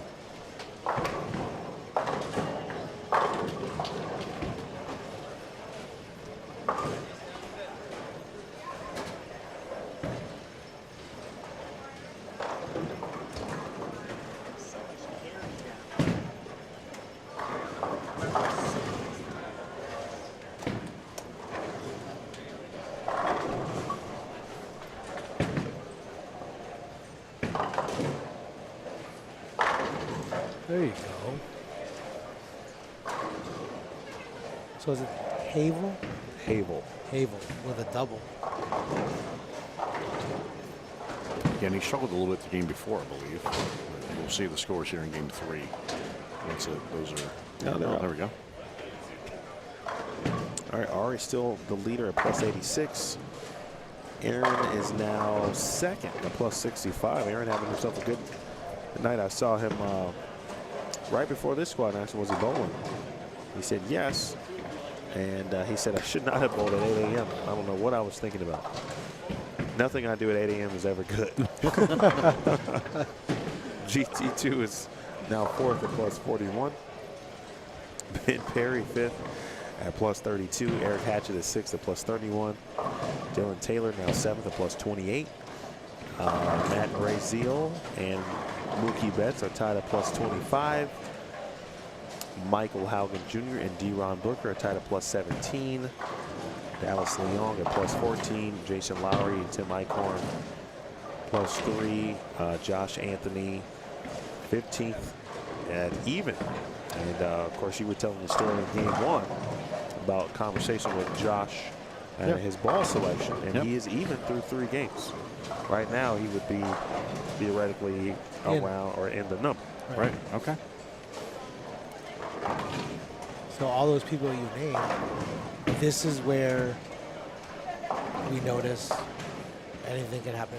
Oh yeah. Oh, for sure. Absolutely. This is the time now where we're gonna see the pulse, the up and down pulse of these scores.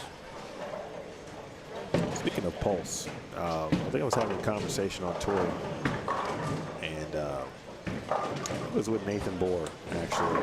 And Nathan, we were talking about heart rates. And I think it was this app. He had this app that kind of tracked your sleep. And basically kind of all your metrics while you're sleeping. And so we were talking about that, and he was talking about sleep in general, and he was showing me these readings and what a good night's sleep was, and we were referencing kind of around what we're doing here, right? Tournament week, we're up all day. What's the difference in sleep versus when we're not doing what we're doing? And then we said, man, it'd be cool if we had some data where we would kind of have whatever device on players that would record heart rate and measure data as we get closer to cut numbers or squads in general, and kind of see, hopefully there's not huge roller coasters, because I don't think that's good for the heart, but just to see. I remember if we had that on tour at one point in time. And I feel like I think someone probably did it. Because the PGA does have that. But For the announcers? No, I'm talking for the bowlers. For the players. So you Bowlers. can watch their heart rates and everything like that. And I want to say we had something like that on the PBA Tour, maybe the mid-2000s for a short time. And again, it's a preference thing, because some guys don't like wearing, Anything if you like watch that, a lot of golfers that wear the band on their arm, it's those things help measure like everything. So yeah, it's all about like kind of a sabermetrics, if you will, but it's your health metrics. I mean, you can pretty much get this on your Apple Watch at this point. Well, And I think that's what it circles back to, right? Yeah. Yeah, and it's very similar, obviously, but it was like, and I think the NBA might have been around the bubble time during the pandemic, but they had some special devices too to kind of keep track of certain things from a COVID perspective. So more like a vitals type Yes, scenario. yeah, but we were talking about it more of like just to kind of see the how the heart rate goes up, down in certain situations. I mean, it's gotta be. I would assume if you need 2 hits in the 10th. Yeah, more of a curiosity kind of thing. Yeah, I would assume the natural assumption is, the next hit sure. is, Yeah, for the difference between 100 grand and 50 grand. I mean, I know something that would pucker. I mean, it's a deal of, and I know that obviously if you go and look up some of the golfers, it's the deal of there's a few guys that have that. And again, it's kind of that unexplainable intangible where, like, their heart rate goes down. They're able to drift into that next zone, if you will, from a mental standpoint. I would assume it would be like a Tiger or a Jordan. Yes. I can't remember if it was Jordan Spieth or maybe Justin Thomas or somebody. And Rory, I think, is even in that category. These guys, they can't flip the switch all the time. But man, they've got the situations. It's like, well, they actually get to I don't know if you call it a zen or like this balance level that's lower than normal. And it's like, it's almost unexplainable for some. And again, if there's somebody out there that knows a little bit more, I follow golf a little bit, and it's cool to watch some of that stuff. It's like, because that separates the elite athletes. And, I had a conversation with a couple folks earlier. Example, like, a couple times talking to Mookie about stuff. He's an elite level athlete, and we talked about it. There's times, your brain doesn't slow down. You can't see things the right way, whatever the case may be. And then all of a sudden, when everything falls into a spot, it's like locked. You're the calmest you've ever been. Everything is super easy, super slow-mo. It just happens. So You'll appreciate this reference. I think I heard an interview with Brian Danielson. I think he had said his resting heartbeat was like 40. yeah, that's not good. If my resting heartbeat was 40, you might have found a defibrillator. Or something Yeah, wrong. that's why you went walking around the building, and now that's why you're drinking Red Bull. Well, No, just- now we're judging. no, that's totally not judging. After the stuff we've seen on 9 and 10 for a little while, Jason Lowry, Havel Wright, and Eric Hatchett have started to make it look pretty solid. This now, is a good pair based on what I'm seeing for scores. yes, and now a bucket here for Eric Hatchett. He leaked it just a nudge right. Lowry. Same thing. Yep. 2-5. A little Need a back cover. up. There you Nice go. cover for Eric Hatchett. Big fan of Eric Hatchett. I am. Yeah, I haven't seen. Earlier I was talking about Havel, and I've seen him like once or twice in person, but never really got a chance to kind of just focus. I'm not even sure if I was streaming. You know what I mean? Like I hone in when I'm in this realm, and like I watch people a little bit with a keener focus. And I said I liked this game early, but I really like him now. He's solid, He is. without a doubt. All right, got to shake that off. Jason Lowry. Jason Mike Lowry. He was +3 after 3. Not a bad idea right there from Eric Hatchett. Go get wood. Yep. Not a bad idea at all. Not a good time to give Bucket away again. give Or away pins. Wash out. Yeah, absolutely. That's a great strategy right there. That's like a vet move. That's a vet move. I mean, we've heard it a few times. Damage control. I mean, that's all that's what all these people should be focusing on, is just trying to eliminate the horrible scores, I guess, and just 180 is like a great number in this format for 6 games. I mean, eventually, yes, you need to get there and get some games over 200, but -80, -90 over the stretch of 6 games on this pattern, that's all the difference in the world from whether or not you're bowling the Desperado or not. And this game here is a big game, big bounce back game for Havel. He shot 159 in game 3. That dropped into minus 21. And now he's in the 230, so he is getting it all back. Plus yet again. And he's coming for more here on this next shot. Oh, man, Eddie Wilcox shot 213 down on 5 and 6. Bottom of your screen. Hook. Oh! Did he get it? 6 pin. The love tap on the 10.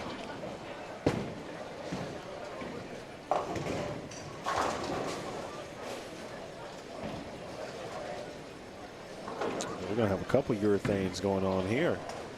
I've seen that young man bowl before, but I don't know his name. He's going to be throwing purple. Maybe a Black Widow pink.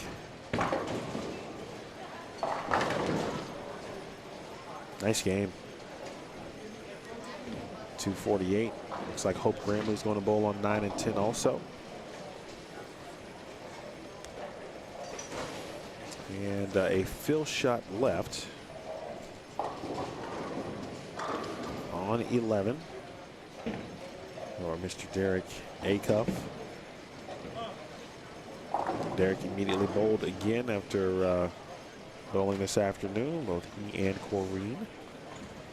And Christine Johnson, for that matter, as well. Southpaw with the fill. Bang. All right. Where's Mr. Acuff? Derek, minus 32 after 3 games. All right. Well, 2 games left. This has escalated quickly. This is moving right along.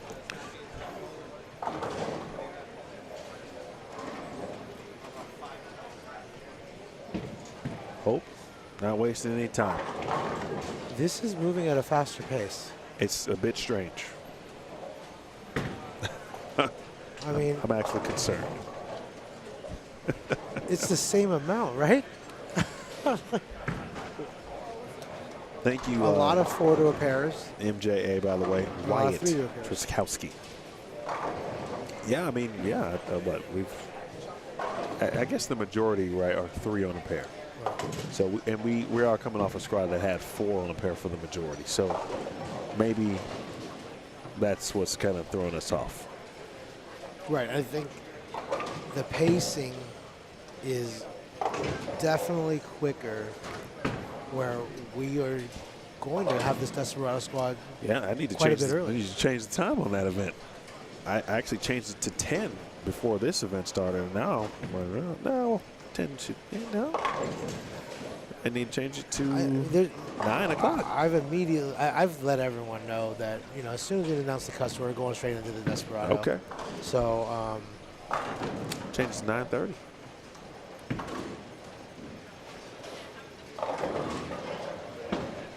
once we establish the final cut score, we will let everyone know.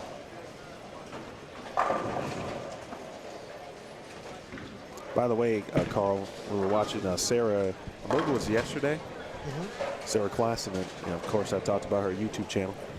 And of course we watched her get a couple videos, et cetera, and so forth. And I said, I'm sure she's getting B-roll for her next YouTube video about your tournament. And sure enough, her next video is the Agent Ong 10K tournament. Nice. Yep.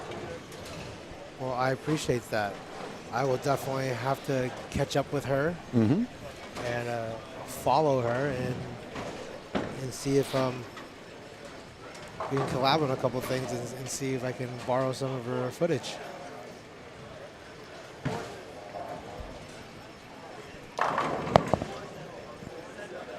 Can you share that link for everyone to see? Give her a little shout out and maybe get her some extra followers? I like it. Give me a second. No worries.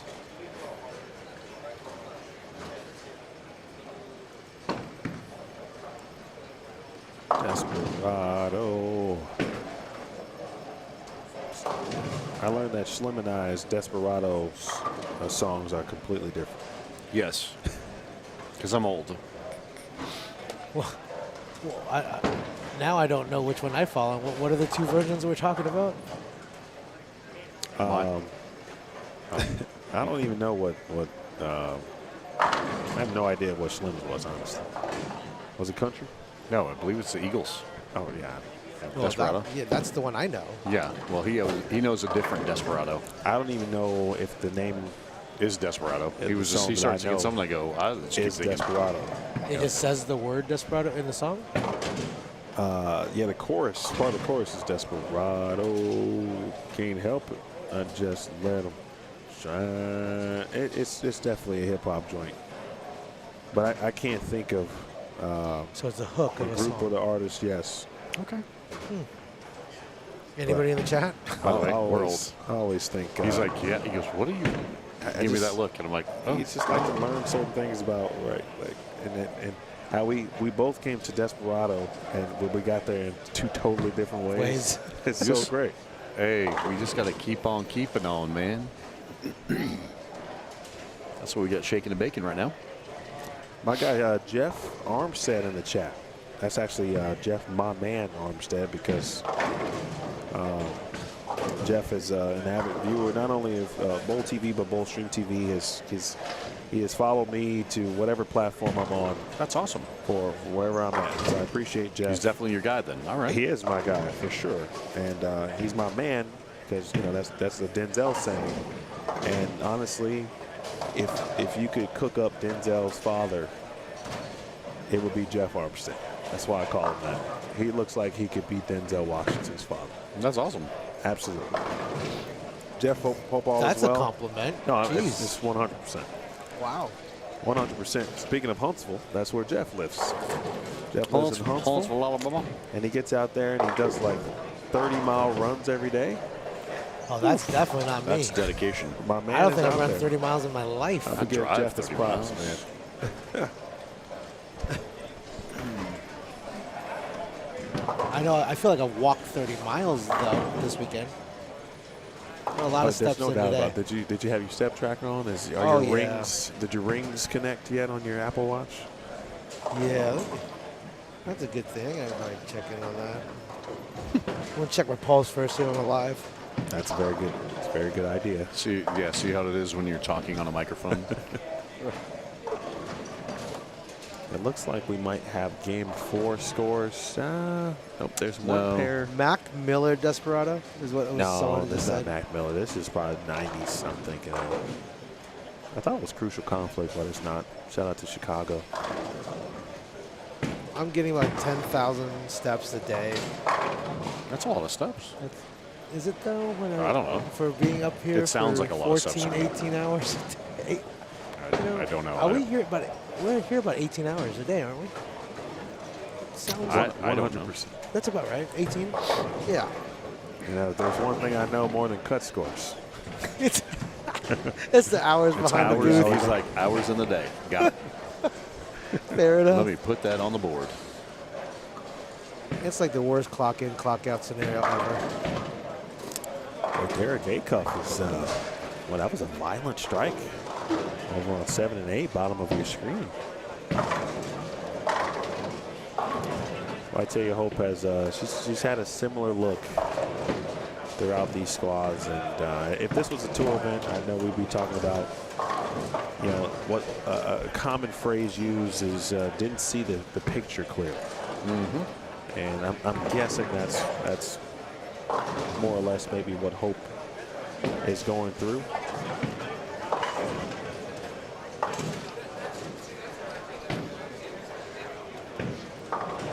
Guessing it's a little murky, maybe. Ben Perry. Ben Perry came in hot too this morning, or this evening, I should say. He came out firing.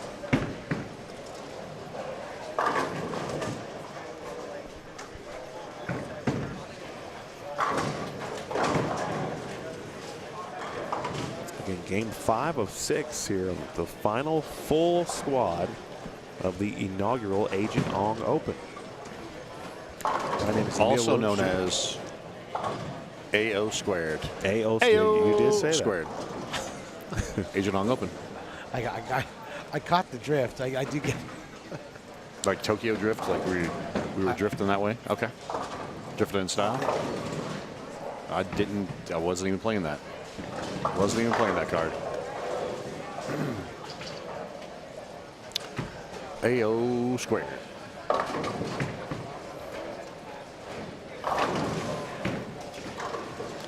Mr. Cuff over there with the front three. Yeah, game 5. We got some other solid starts going. We just finished over there on 19 and 20, so Bear 19, 20, and 23, 24, I can see. So those pairs have not started, meaning we'll be just a couple more minutes here, folks, for the scoring.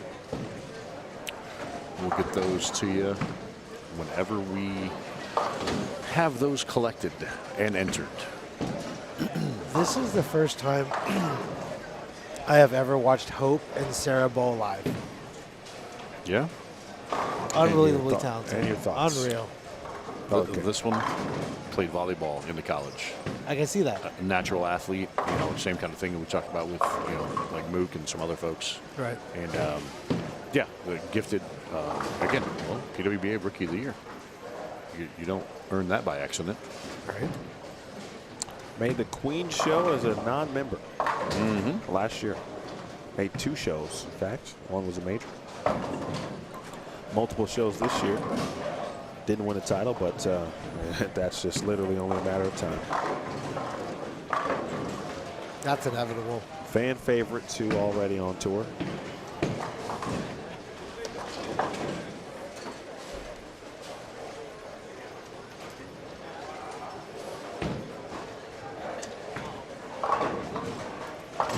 Yeah, as Slim just mentioned, she, I believe she was like she was a conference newcomer of the year or freshman of the year in volleyball at McKendree, and like first team all conference, etc.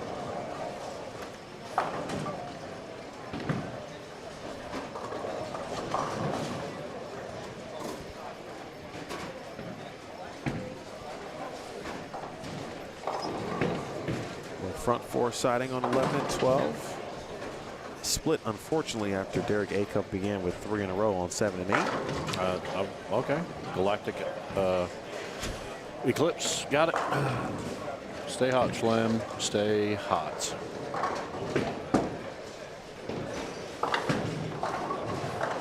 That's Juan, that's a good question. No, the answer is no, at least not that I know of. There was not a Calcutta. But there are typically, and I shouldn't say typically because it doesn't happen all the time, but in some high-level events like this where there's a large purse, great ball change by Wyatt there. There is a Calcutta attached or associated. I'm guessing though, based on all the things we've talked about, that may not be in the plans for this event, or maybe it could be in the future. We've talked about everything. The opportunities are endless if we do it again in regards to a potential clinic, a pro-am per se. Even a Calcutta.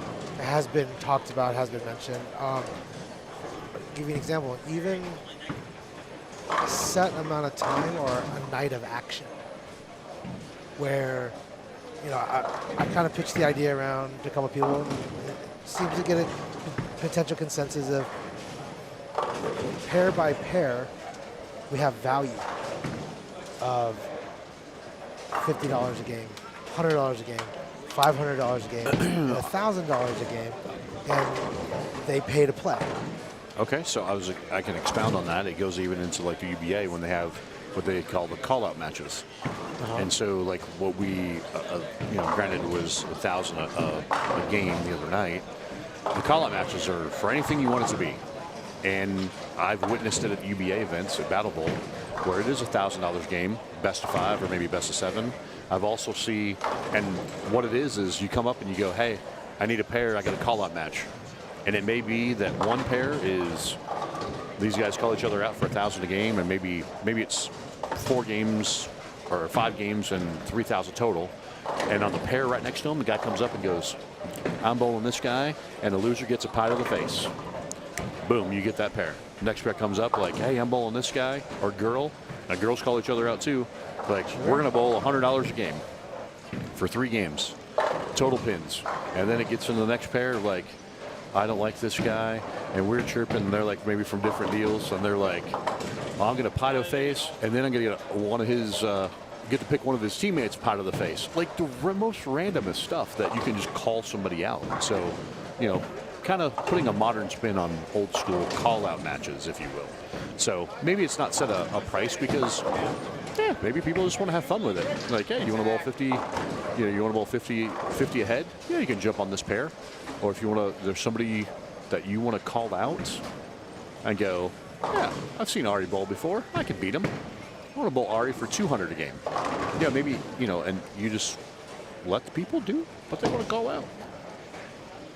And a loser, actually, or another one I've seen, loser buys dinner. You've seen people bowl 3 game total pins. They're like, loser of the match has to buy dinner. All right, cool. I don't hate that idea at all. Yeah. I don't know, just kind of make it entertaining and, you know, let it. And that's the best part about this. Exactly. It's my event. Exactly. I can do whatever And this is I the want. inaugural, and anything's possible, you know? And that's one thing I will say is this is a bowlers tournament. Yes. I legitimately want to make this a bowlers tournament. I am not above suggestions, and I don't know what I don't know, and I don't have all the ideas. So Nobody does. and that's the best part of it. I'm not closed-minded in that aspect. Like I said, all of everything that you've seen this week is a collaboration of multi people with a lot of amazing minds in the world of bowling, and I Here's was one. willing to pick it all. And again, for any of those watching on the stream, again, as Carl said, he's the host, the creator of this event. If you have ideas, another one I'm going to throw out there, maybe it's a double sweeper, maybe it's a trio sweeper, maybe and if it's trios, you got to have 2 guys and a girl, or maybe it's a guy and a girl, a mixed double sweeper. I don't know. You could go any number of directions. I will say one thing that I miss that I would love to be a part of Okay. is somehow, maybe not exactly the same. I want to try to find a way to revive World Team Challenge. I want to see, I'm not saying it's possible, but a team format where we can get the best of the best, and amateurs, both you know, pros and amateurs alike, try to figure out whether it's 2 pros and 1 amateur, or 2 amateurs and 1 pro, or what have you.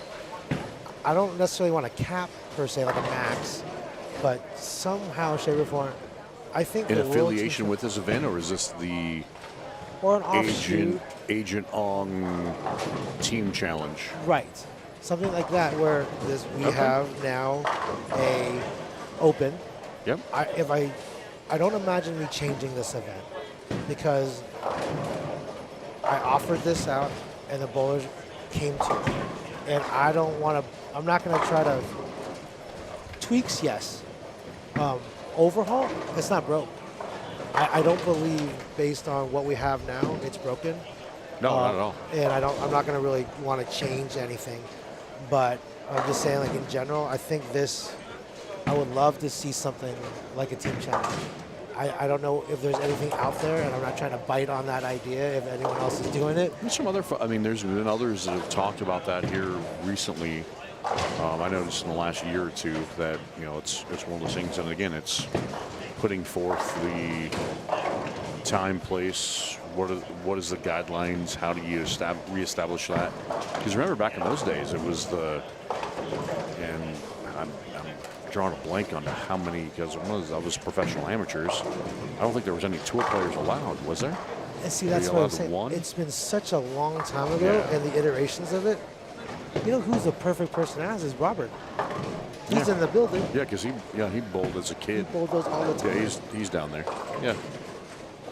But anyway, meanwhile, back in the action here at the current Agent Ong Open as we discuss random ideas. The Galactic Cloud is looking over here to 3 and 4. We've got. It's okay. You can look at Clean stuff. Okay. Yeah. Well, again, He tried. Emil pointed, and I tried to avoid it, but my man Ben Perry with the front 7 leaves an 8 count here. So again, that's a positive score, assuming he can collect some filled frames here down the stretch.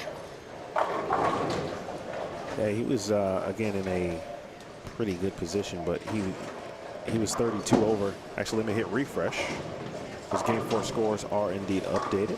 Perfect. And he is 24 over through 4. Okay.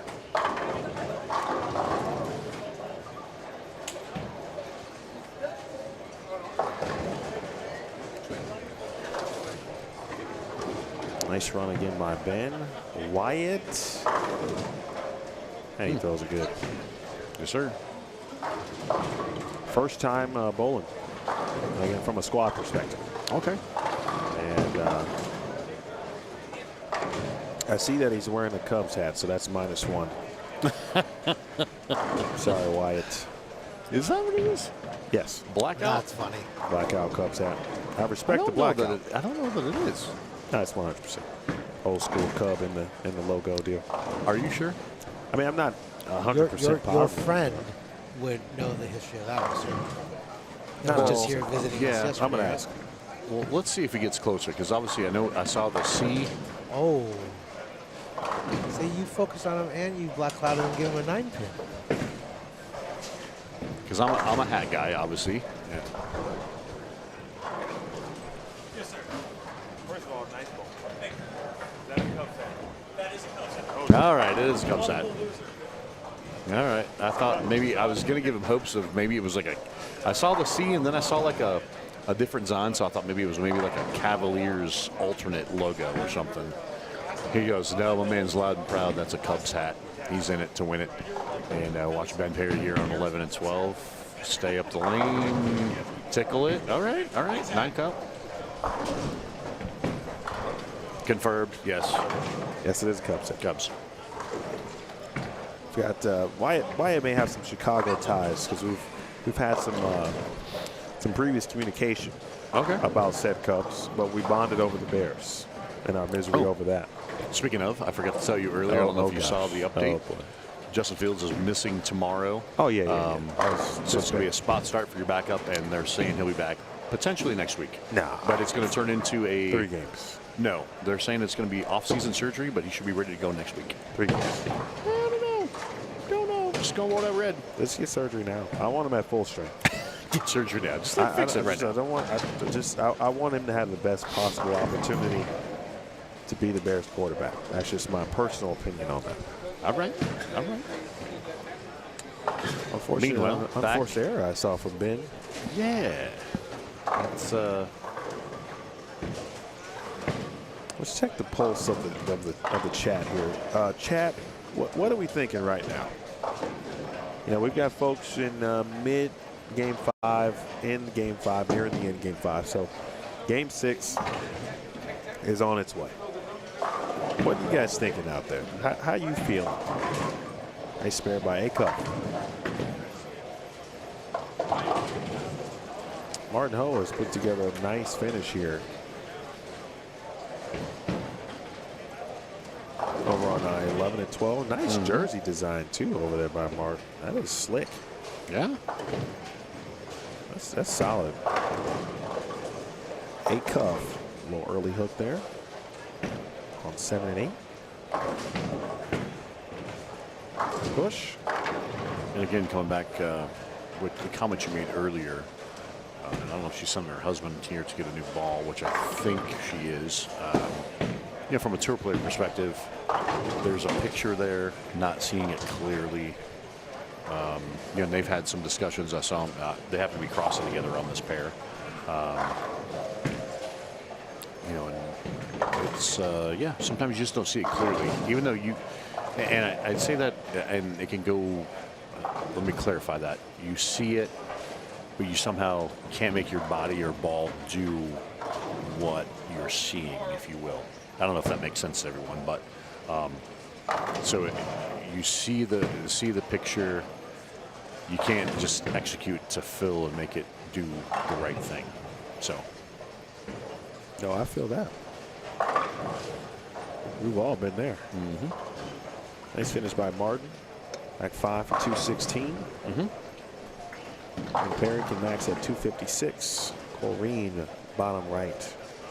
And she's going to give it a look. Looks like a feign with some surface. I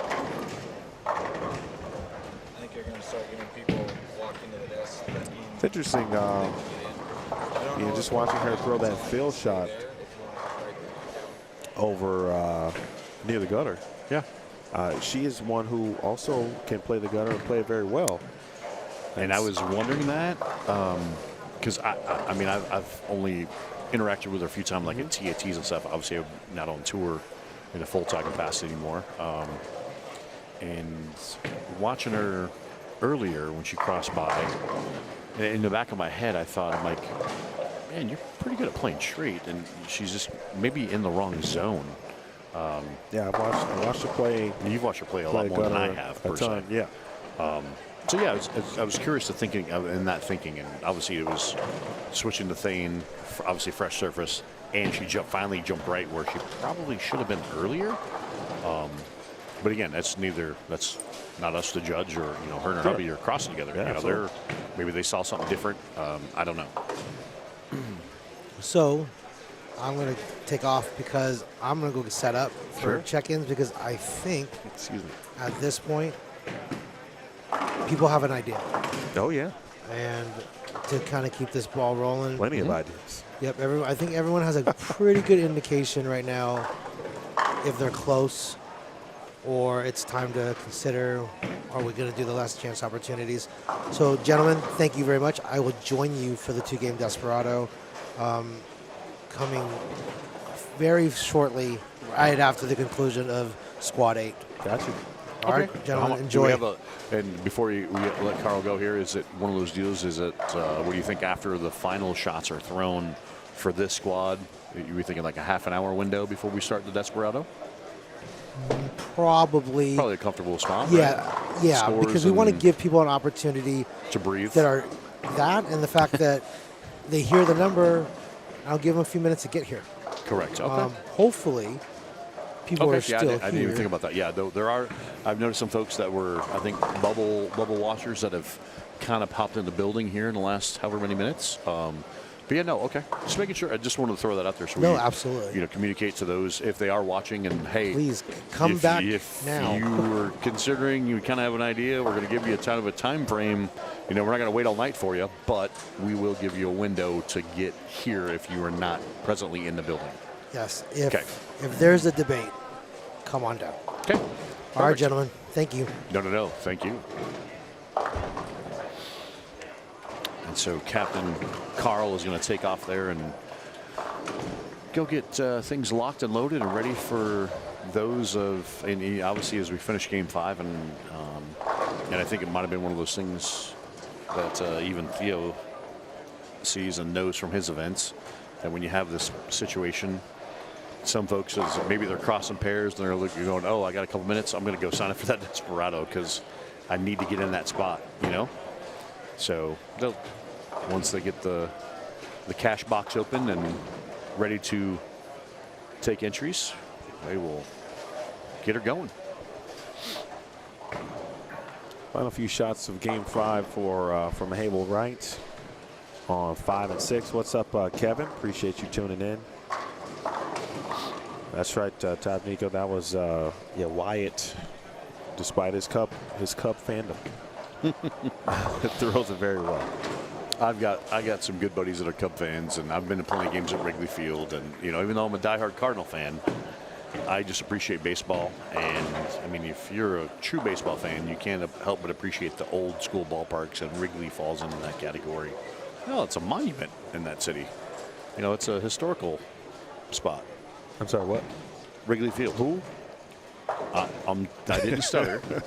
I said Wrigley Field you're right. is a historical. You are correct. And that was part of the deal, and it was cool to watch, because I went to some games, it's already been, 12, 15 years ago, when the building started falling apart, Oh, yeah. You know, the city's like, hey, we're going to help you guys because this is a piece of history. It was in, not it just was for in rough baseball, shape. but Right. the city. But So it was in rough cool shape. stuff.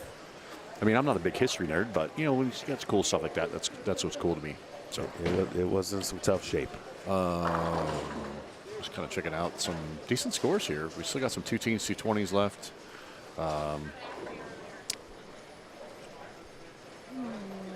Looks like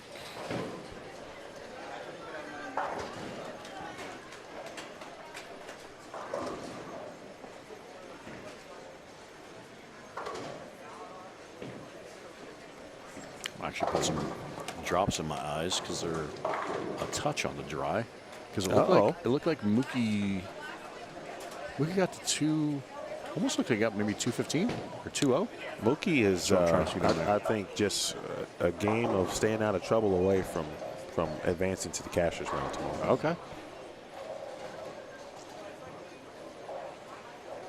And another example of bowling multiple times and putting the knowledge to action into use. Okay, so now they got drops in my eyes, and he had 2-0 that game. Looks like 205 Okay. Mookie had.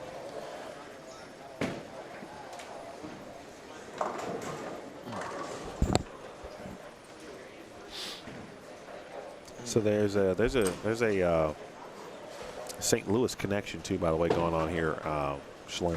Yeah. And I don't want you to miss out in the chat. Okay. So Kevin Hebert. And my man, A-Bear. Said what's up. What's up, my man? And then apparently you saw Michelle yesterday at the bowling center, Michelle Gruber. Yes. Or Michelle Maddock. Yes. Yeah, okay. And then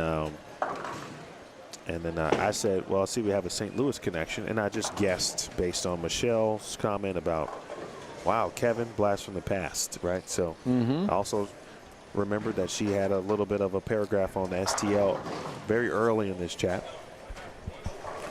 So I said, oh, we got a little STL connection. And then Michelle says, no doubt.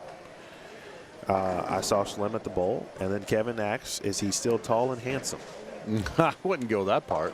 Like I mentioned earlier, I'm still short for my weight. Like I said, 8'12" would be skinny, but unfortunately I stopped at about 6'4.5".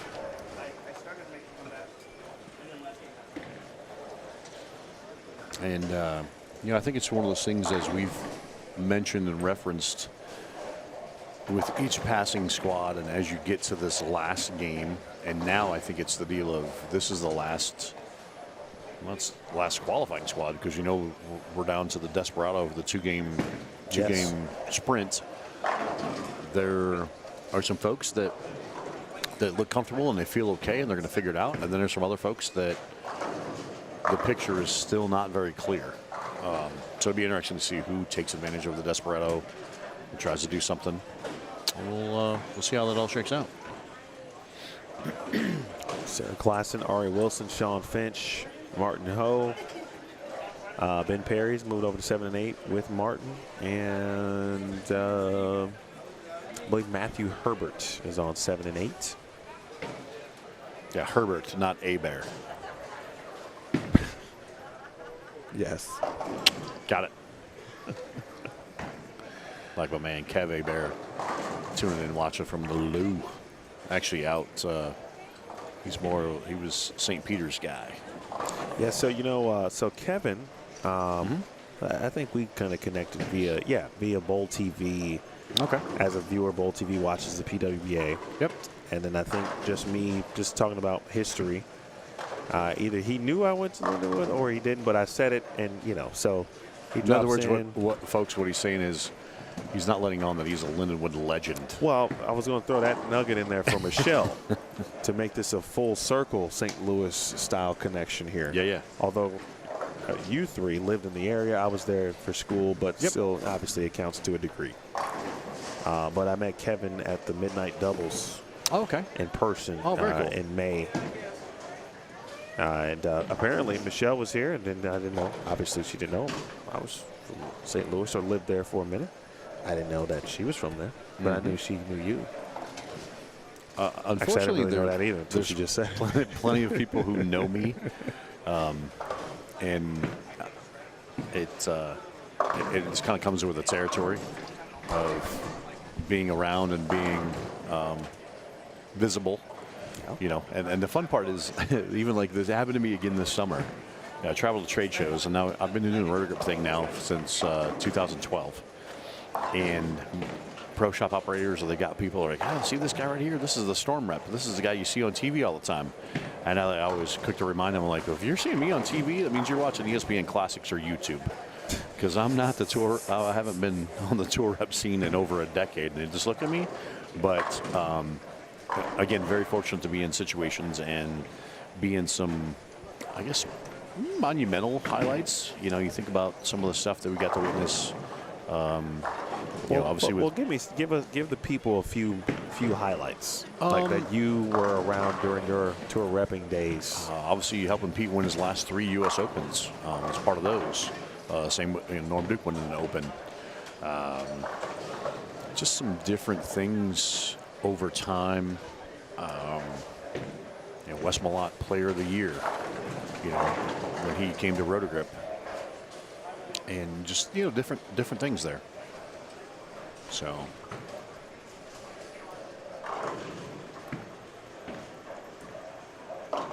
But there was, it was back in the day, it was the, there was a stretch at one point in time.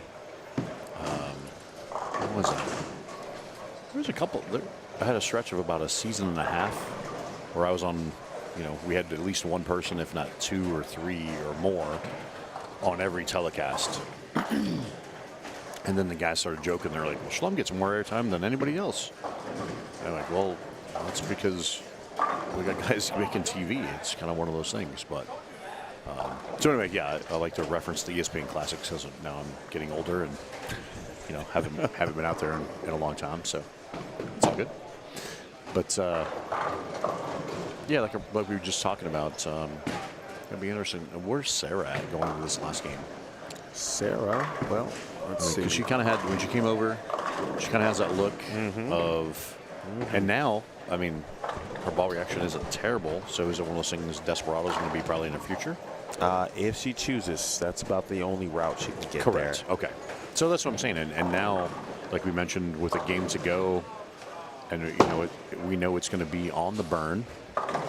And if you're starting to figure them out a little bit now, maybe you do like your chances for a 2-game sprint, Much different than the fresh. Yeah, and that's my mistake earlier, because I was thinking, well, if we do that, there'll be a fresh thing. But no, this is what's on the burn. And we've got we got Deadwood. Looks like JJ's stepping over there on 3 and 4. Deadwood's too far in front of the screen. They can't grab it further back.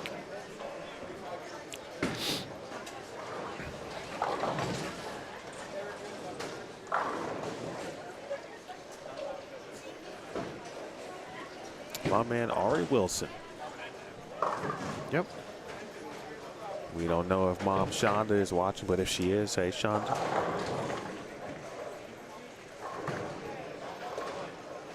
I once took Ari to a youth bowling tournament. Yeah. I did. I don't even remember the reason. I think he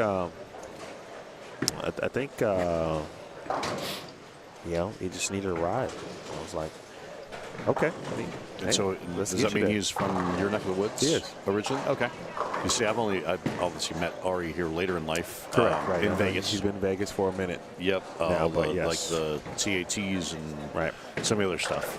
We got to know him. Good kid. Been there for a while, but he is originally from Chicago, South Burbs. Yep. Very, always nice kid.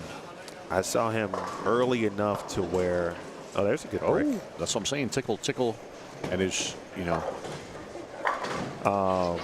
To where, like, he could have been swayed. This was like the dark side moment for all you Star Wars fans out there. Okay. Where Anakin is like, he's being pulled. He can feel the pull of the dark side. And Obi-Wan is, trying to keep him and, keep him on the Jedi mode, right? Ari was was very good at two-handed bowling. Okay. And he was also really smooth as a one-handed bowler. And I thought it was pretty clear because he was like, man, I don't know what to do. He was practicing both, both styles, and I'm like, man, all I can tell you is I've watched one of the best that I've ever seen do it. And obviously, you know, we're talking about Bell Mo, not school, but I went from my own personal experience about BV at school, and I said, man, don't. If you have an advantage, don't give it away. If you feel like you've got something that someone else doesn't, don't give it away. And so speaking of, and I don't know if we've got the updated scores right here for Game 6 through 5. What we do? We do. Okay, and the reason I bring this up is looking down, remember Kyrene made that ball change in the fill ball in 7 and 8. She goes to 3 and 4. Spare, 3-bagger, spare strike. So, Desperado. Okay. But again, I would. now it turns bowl into, the Desperado. obviously, I mean, with that look, she's still I'm throwing that ball. And in the same breath, and I know you're going to probably mention his name up towards in the middle or top of the pack, my guy over here in 13 and 14, not off to the greatest start. Yeah, let's talk about the Game 5 standings here. And I said, all right, spare on the board. Needed that one to stop the frustration. yes. And I said I'm pretty sure. Calderon standing right here, trying to hopefully help Mook get back in the right frame of mind here. Ooh, I apologize, folks. I'm Okay. sorry. No, that's good. I liked it. I have never coughed more on the air ever in my life. He's allergic to than me, this week. folks. That's what the truth is. I He's truly trying to play apologize. nice and say the Rico is the deal and is, you know, blaming his kids. But in all truth, the fact of the matter is, it's Schlen. You know, He's allergic to the galactic eclipse. you know, and obviously you've been here with me at night, and it's the last squad that gets me.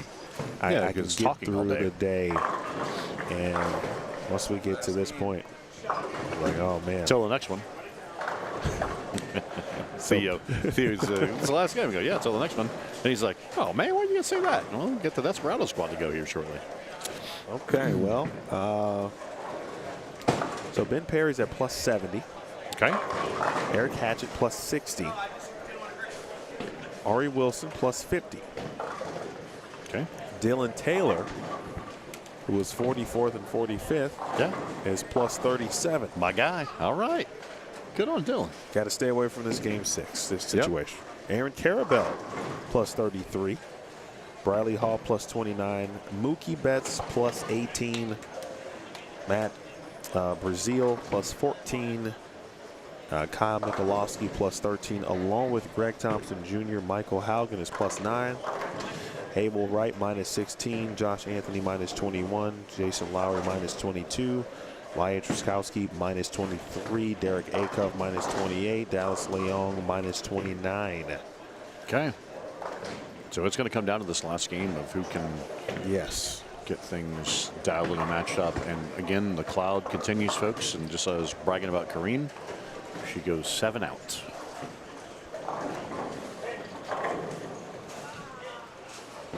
Seven pin. Yes, sir.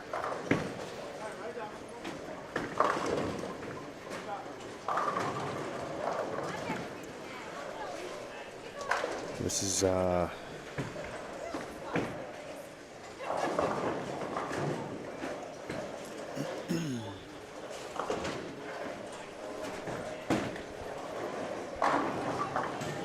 let's see. Again, so that number is going to be and the number of players. Did you not mention the number? GT? I did. He's plus 10. Hold on. Plus 13. Okay. Double, spare, strike, spare, double. Over here on 5 and 6. That was a pretty good shot. He walked back up the approach with a fist pump. So. Oh, I'm like, where is he at? Yeah, he came back and sat down. Okay. And he's crossing Hope. He's on the same pair there with Hope. Because, like I said, the man, he turned around and gave it a fist pump. I'm like, okay, so he knows he needs something. Two of the tallest players, respectively, In the field. in their respective tours. Yes. I think Hope might be the tallest player on tour, on the women's tour. For the girls, without a doubt. Actually, yeah. Her, Jordan. Dasha is also sneaky tall. Yes. Is that a thing? She's sneaky tall. Sneaky tall. I mean, I heard of like sneaky quick. I didn't know sneaky tall was a thing. Diana's sneaky tall, too. Yes, Dinah Z. For sure. All right, so there's GT2, bottom of your screen. Likes it. No, little firm. Can't even fit him in my little box, my picture-in-picture. He's too tall. He's too tall.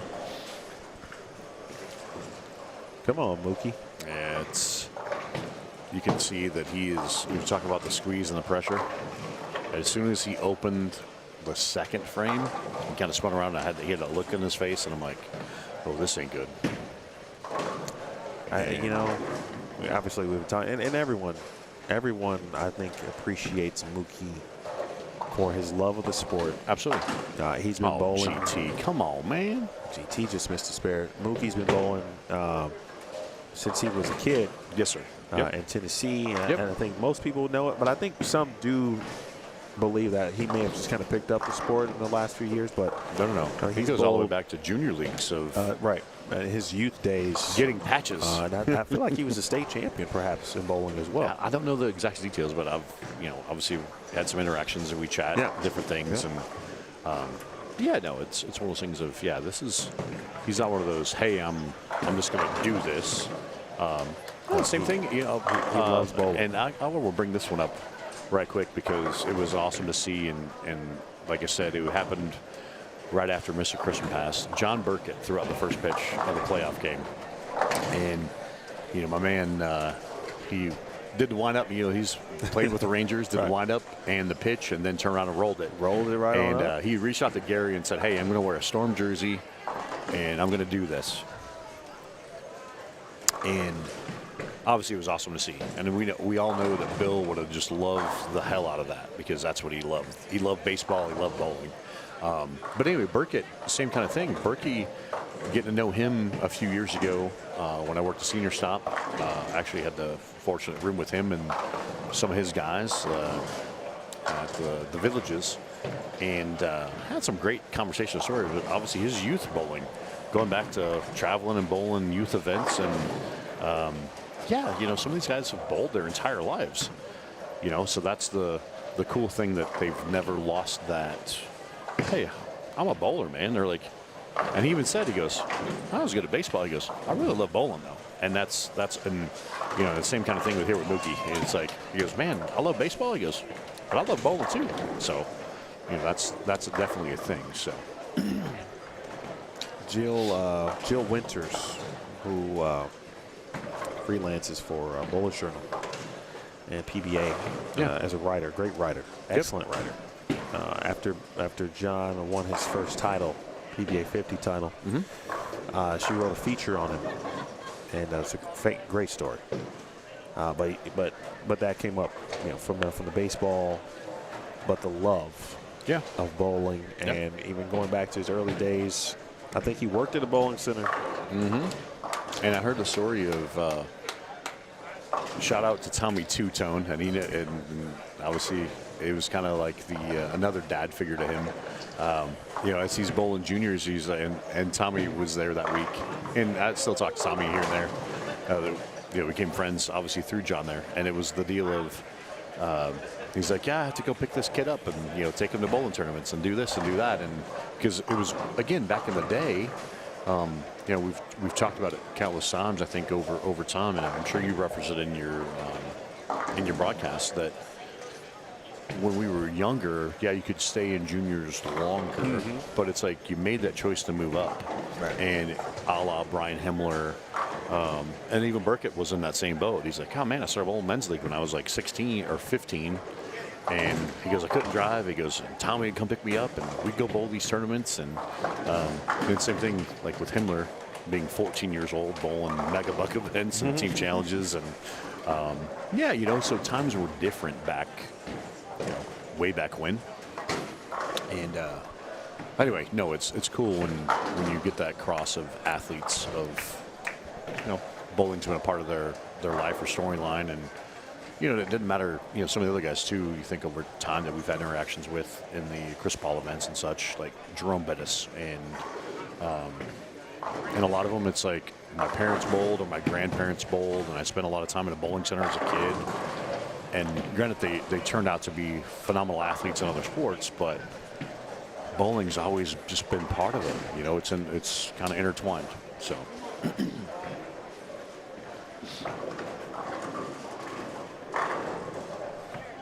GT2 got to 204.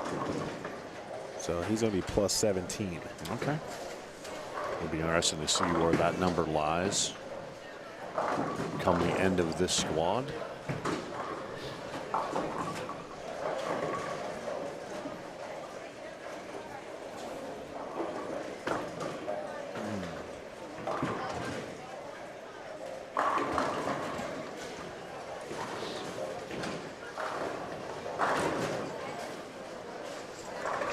We got Sarah Klassen. We talked about Desperado. Yep. Yes, we talked about that, and she also created a video for her channel about this tournament. Yeah. And so I just dropped that in the chat. You guys should check that out. Okay, cool. Yeah, you can see, there's some frustration, and I think it's one of those deals too. Once you, I don't know if you reach a status or you reach maybe it's a mentality or a thought process of you expect more of yourself, and you don't want to let others, what your people perceive of you. You don't want to, like, oh, I should do this. Well, you know what? And I flat out, I can't count the number of times I've told bowlers, it doesn't matter at all skill levels, sometimes it's just not your week, and you can't even something like this with a multi-entry.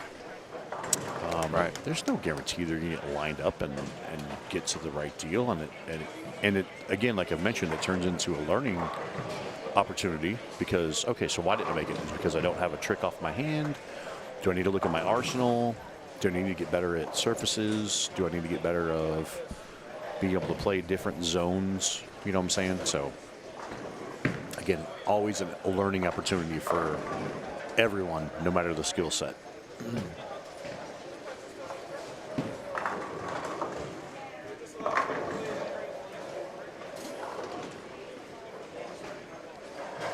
She sneaks out at 203 here this last game. So we'll see. I have to assume that, like you said, Desperado is probably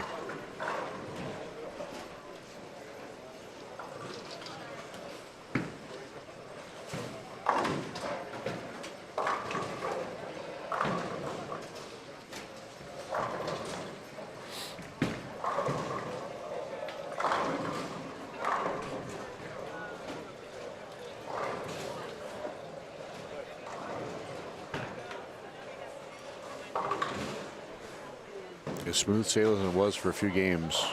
Here it is, the Game 6 equalizer for a lot. Oh, yeah.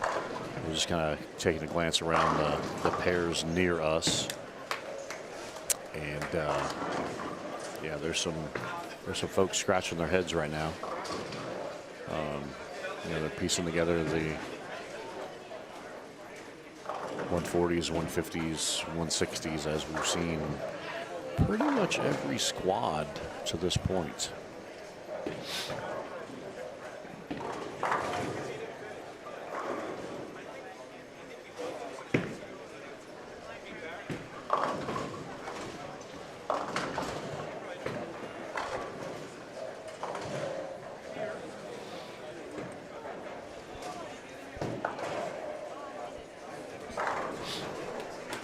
That was a big shot there for Ari. Yeah.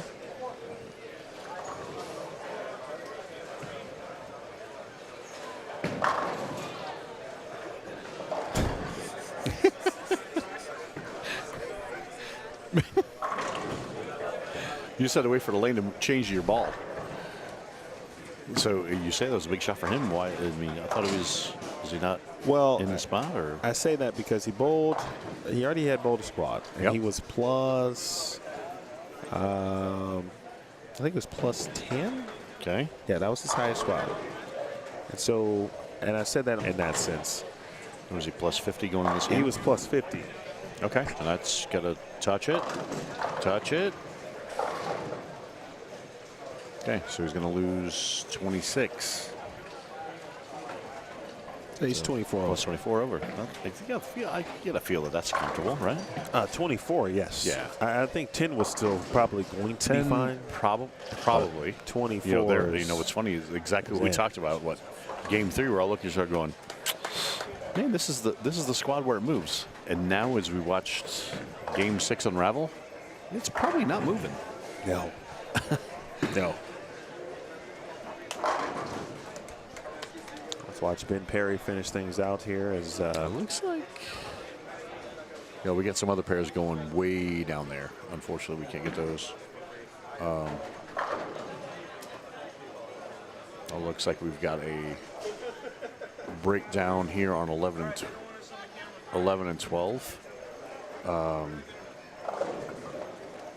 So JJ, the GM, just came out. Looks like they're moving these guys to finish their game. So something happened here in lane 11. The sweep's down, locked, and it's not repairable. So that takes that pair out of play for the Desperado. well, we don't know that yet. Or maybe we don't know that yet. Yep. They just need a little bit more time to work on it, figure out what it is. Yeah, I think that's what JJ said. They wouldn't have Okay, it so fixed in they are time before transferring them down to 3 and 4 Into this right game here to finish their game. And these guys, it's not like either one of them was, if one of them would have been like double spare, they would have probably thought differently. But both gentlemen, one's got 76 with open, 76 open in the 5th. The other one's got 58 open in the 5th. So they're like, okay, cool. We'll knock out these last few frames. And I don't know. There's one person's name I don't know. The other was Brian Jackson. And that is Brian Jackson. I just wanted to make sure that they weren't any. They were in the mix, if you will. Okay. But at least everyone that I know that's in the top 15, I've seen with my own eyes and could tell them apart if called upon. So it looks like minus our good people down there over on 3 and 4. Mm-hmm. And since they're still bowling, I'm just going to go down there and turn the camera on them to give them you're going to do an official pan? Yeah, give them their Give them some due. give them their due. All right. They were Cool. here and now they're over there. And that's what he's like, we don't get to finish on the TV pair. So I'm going to jibber jabber for you folks while Emil is going to go over, hobble on over. My man gets out of the chair and hobbling like he's my age. But yeah, these guys were right here in 11 and 12, and they're going to finish up on 3 and 4. Get the last 4 or 5 frames there of this squad. And actually, this actually worked kind of as a good buffer because these guys still to finish will give them time, Carl and Theo, time to collect scores, tabulate official scores, take Desperado signups, and do some other stuff. So this might actually work in the favor of blending things out a bit. So It's a good point. I was asking Theo how long. I mean, it's going to take a little bit. I wanted to try to stay on the air, but I don't want it to be too long. okay. Where we can simply go off the air and kind of come back maybe a little early for the Desperado, go over the numbers, and then get into the Desperado. Okay. So I'll play it by ear, but at least we got a few more frames. There are duplicates that they have to make sure that they don't include, of course, in that Correct. top 44. You So gotta you got to comb through it. You got to comb, filter, shake, bake, twist, stir, flip, swirl, however you want to put it. Shake and bake. Yeah, that's what's up. Magic Man, let's go. I don't know what to do with my hands. So after moving, actually both have actually gotten better since I moved to that pair. You got the 9 and 10, whatever 9 and 10 is here.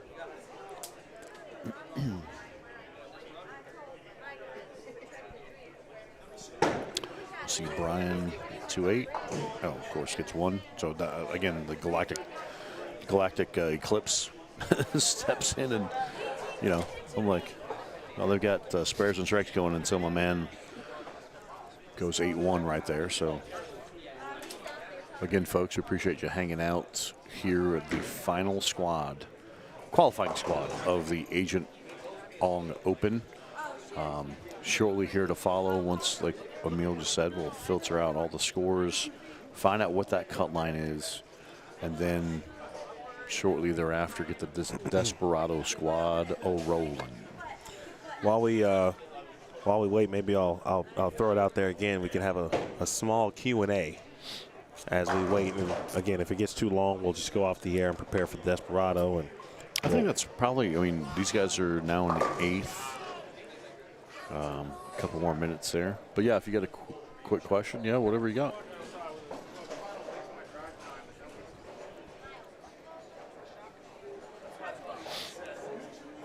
Desperado.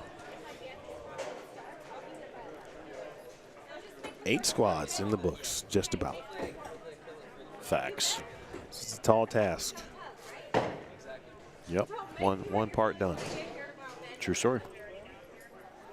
I'm going to go home tomorrow night, early Monday morning. and I'm going to say minimal words. And my kids are going to be like, Dad, you okay? And then you're going to pass him a Ricola. You all right, Dad?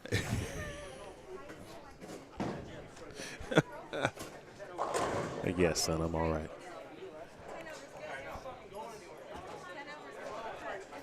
Just wait till your son gets to the age of, Dad, you okay? You want to talk about it? No, we're already there. Oh, you're already there. Oh, yeah. He looks at you and he goes, what's up with you? You okay? Everything okay, Dad? You want to talk? You all right? Yeah, I can help you. Yeah, son, actually, you know what, son? Honestly, it's been a good day. Let me tell you what happened. He'd be like, it's okay, Dad. Accidents happen. True story.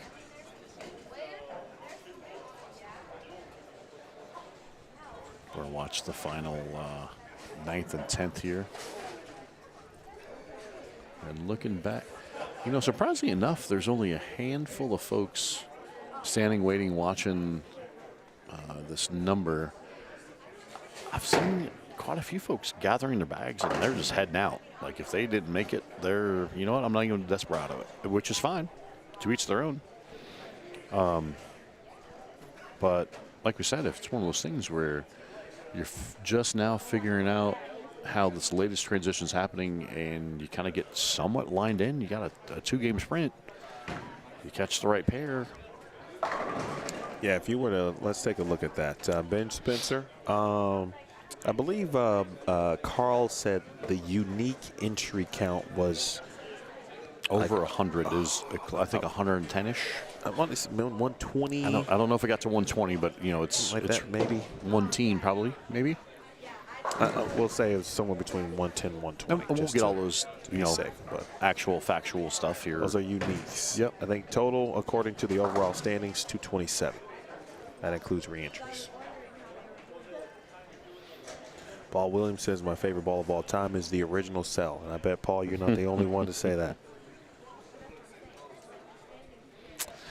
That is the greatest selling rotor ball of all time. Well, there you have it. That's also not a surprise. Nope.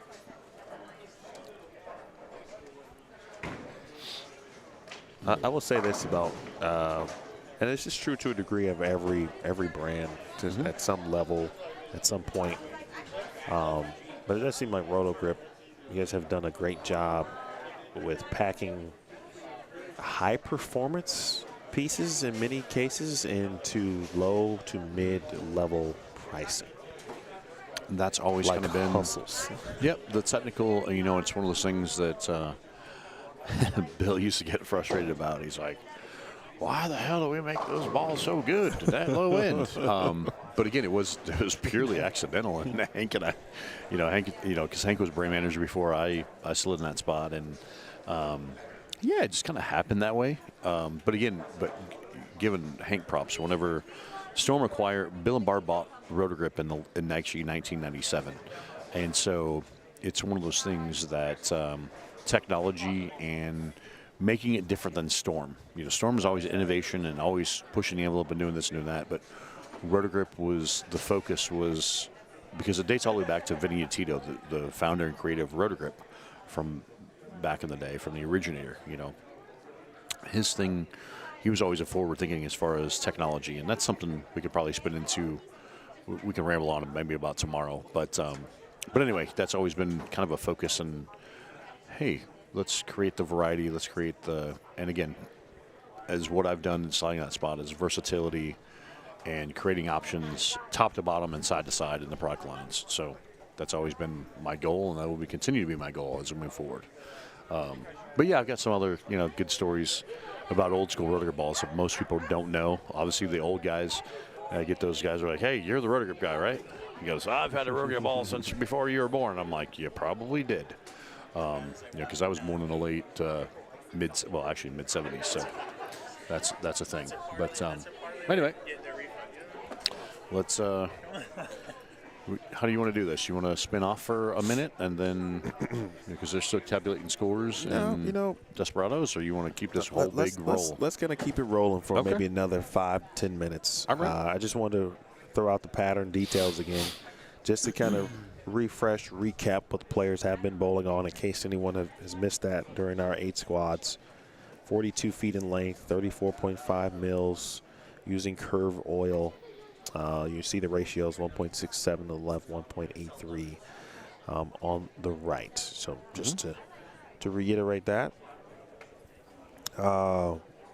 Let's see, Paul said he won a lot of money with the cell back in Detroit. Hello, the Hamtramck. Shout out to the Hamtramck. Nice. Well, I'm seeing names and scoring monitors popping up already. So Oh, looks like we are going to go A's and B's. for the most part directly into it, but and folks, the Desperado is a separate scheduled event, and I will take you there. In fact, let me drop you that link right now so you can have it open. Open yourself up another tab. We'll get you ready and set for that. And once I hit the button on and in this stream, I'm going to go right over to the Desperado stream, and then we'll get you squared away there.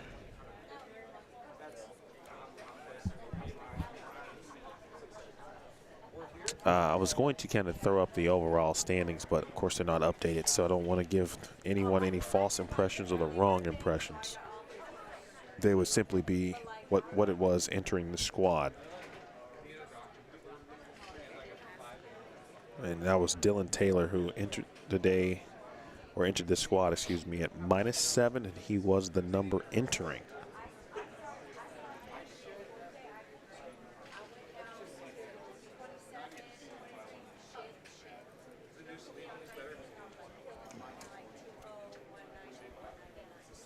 RB says Hank and Slim put out the best designs by far. We appreciate that, and yeah, it's definitely like I've mentioned countless times. Hank Boomershine and Alex Hoskins. Hank's in charge, and Alex is coming into his own. Our R&D team creating core shapes, and again, it's a teamwork thing. Those guys come up with core ideas, and it's a matter of coming up with the type of cover to put on it and create motions and shapes, and in some cases what shapes they have or what we do have, and making modifications. Example like the Tour Dynamics. That was a long project. Because I knew I wanted to see an asymmetrical with mild asymmetry but low diff, and If you guys have questions or anything, please come see Carl. That way I can. we finally got it. After the third rendition, we finally got it dialed down to where I saw it and did the right thing, and Alex is like, "Ooh, hey, okay, that's pretty cool." So yeah, it takes some time. Sometimes bowling balls fall together quickly, and sometimes it takes a little bit longer, but we get there. Teamwork makes the dream work, As they say. That's it. As they say. Folks, that was Theo Duthe over on the PA, and calling the official ending of Squad 8. There are working on entering the scores. Once they have all scores, and then it will then filter out, of course, all duplicates to make sure everything is properly in order and correct. Then they will give a proper timeline on the start of the Desperado. Yes. So, and like Carl mentioned before, it's giving people that maybe aren't here time to get here. yes. Hopefully they're already en route. If they were a bubble number or trying to figure it out. So we shall see how this all shakes out momentarily. All right, so I'm guessing this is we're looking at a minimum of 30 minutes,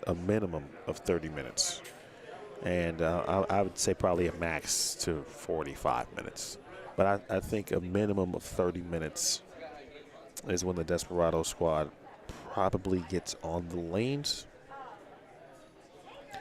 I'm going to, or what you see on your screen again is the number. Entering squad 8. This was the number entering squad 8. Okay. This is not the number after squad 8. It is not the number after squad 8. They are working on that number This right was now. the game to play This is just of that squad. to get you an idea of what it Ballpark. was. Again, entering this is the overall. Right, not the previous squad or not squad 8 total. This is the overall entering squad 8. So before the squad, Not real 8 numbers. lanes. Correct. We've got too many numbers to be plugged in yet. JD Nance in the building. Well, you talking about a lefty who could throw it? JD, man, you should have bowled this, bro. Come on, man. Come on, man. You know, Adrian bowled, Brian bowled, Eileen bowled, Lauren bowled. Come on. Carson Bowl? Come on, bro. Come on, man. So now, see, so we got Georgia Boot in the chat here. Yeah. Now that's the husband of Regina. Yep. I don't know if it's Regina or George.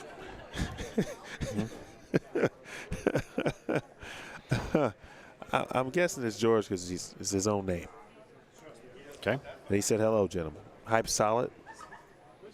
That was a sleeper. Tour Dynamics.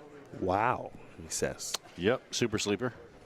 And it's, people are finally starting to figure it out. And the recent story of Timmy Mack was telling me about up in Portland, Maine, for the PBA League, and Jesper Svensson, who is, as we all know, urethane is about his only option. And Timmy kept, because Timmy's one of the managers, and even though he's on a different team. And anyway, Jesper drilled one, and Timmy goes, he threw about 6 shots with it and spun around and goes, "I probably should drill some more of these. why did you wait so long to drill one of these?" And Timmy goes, "I don't know." That's when you get, again, you get the lower RG, lower diff. So it gets started, but it stays online, and just that mild asymmetry helps keep it coming around the corner. And my goal was to build something off of an IQ Tour, because an IQ Tour has been great for so long. The low RG, the lower diff, but sometimes the lower diff of the IQ Tour just isn't enough coming around it. So that's where it turns into, the mild asymmetry to help offset that. So, yeah, that's now you know the backstory. What's do you recall like the first bowling ball you ever worked on at Storm, or maybe even specifically Rotogrip? As far as sliding in that spot, times were. I'm trying to think. When I slid in that spot, we were using an outside marketing agency, and they were kind of involved a little bit more than what we currently have, obviously, because I'm morphed into. They just kind of go, "Shalom, just kind of do your thing. Sail away. We'll keep you in line if we need to keep you in line." I want to say, the Defiants were already out, and I want to say it was one of those things. I think the next wave of that would have been Defiant Edge, I believe. Actually, I'm you know what? Some of the first ones, looking back, I will tell you, because I just brought this up the other day, the Wrecker. I know we've talked about it. Yeah. But that was the just a updated spin on what was known previously as the Rising Star. Okay. You know, same core, a little bit different updated cover, different color. You know what the record was a good one that lasted for a long time. Yeah. You know what the record was, Slim? No. Well, it is pun. A gym. Yes. True story. That was a gym. Yep. So yeah, it was around that time. So that wrecker, and then it went into I remember a ball called the Berserk. It was early on in that window. Yeah. Defiant Edge is kind of when I was sliding into kind of, and that's when I was picking colors and names again. Like obviously marketing stuff was different back then. I mean that's already or 2023, 11 years ago.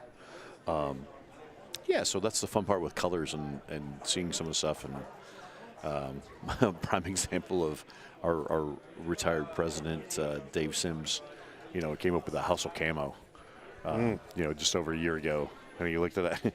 I had the color samples on my desk. He looked at it. He goes, "What's that?" Because he he's an outdoorsy guy, whatever. And I go, "It's a camouflage." He goes, "Seriously?" He goes, "You think that's going to sell?" And yet another one of some of the color combinations that he would question of my choice. And then we sell plenty of them. He's like, I guess wrong. And again, and as we know about bowling balls, it's creating ones that, when you look at a rack, well, prime example, you look at a rack right now,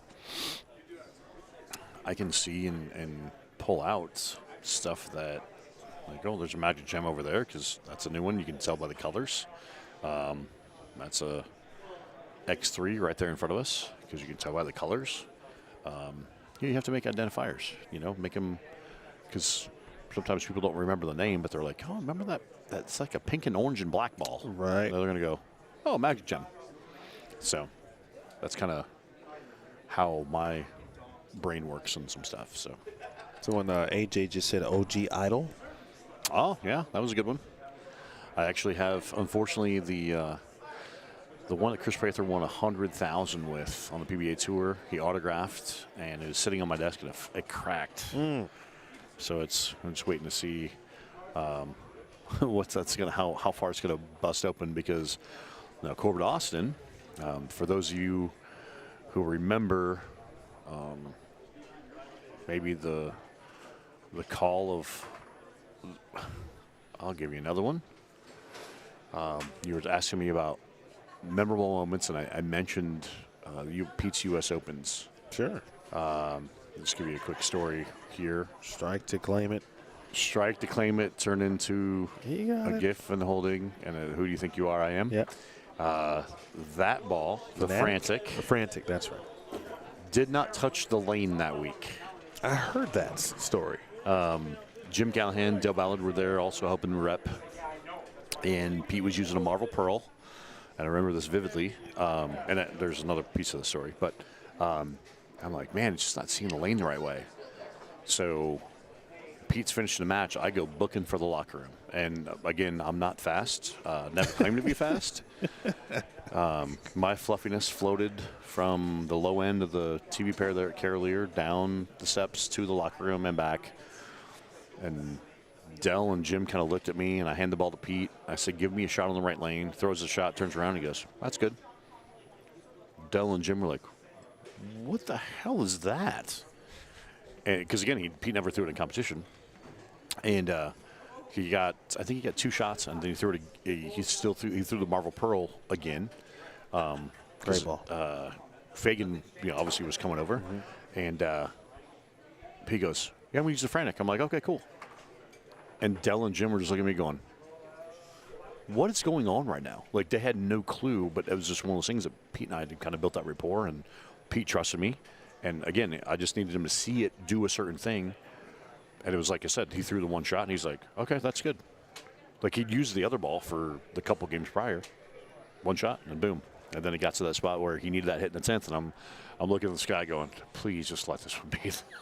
I mean, he bowled a good game. I mean, it was a hard-fought game, but yeah, it turned into that. But anyway, that ball ended up in Corbett's office, and it's, that was a long time ago. So it's sitting on a shelf, and it's cracked over time. So now it's almost split completely open like an egg, and it just keeps going and going and going.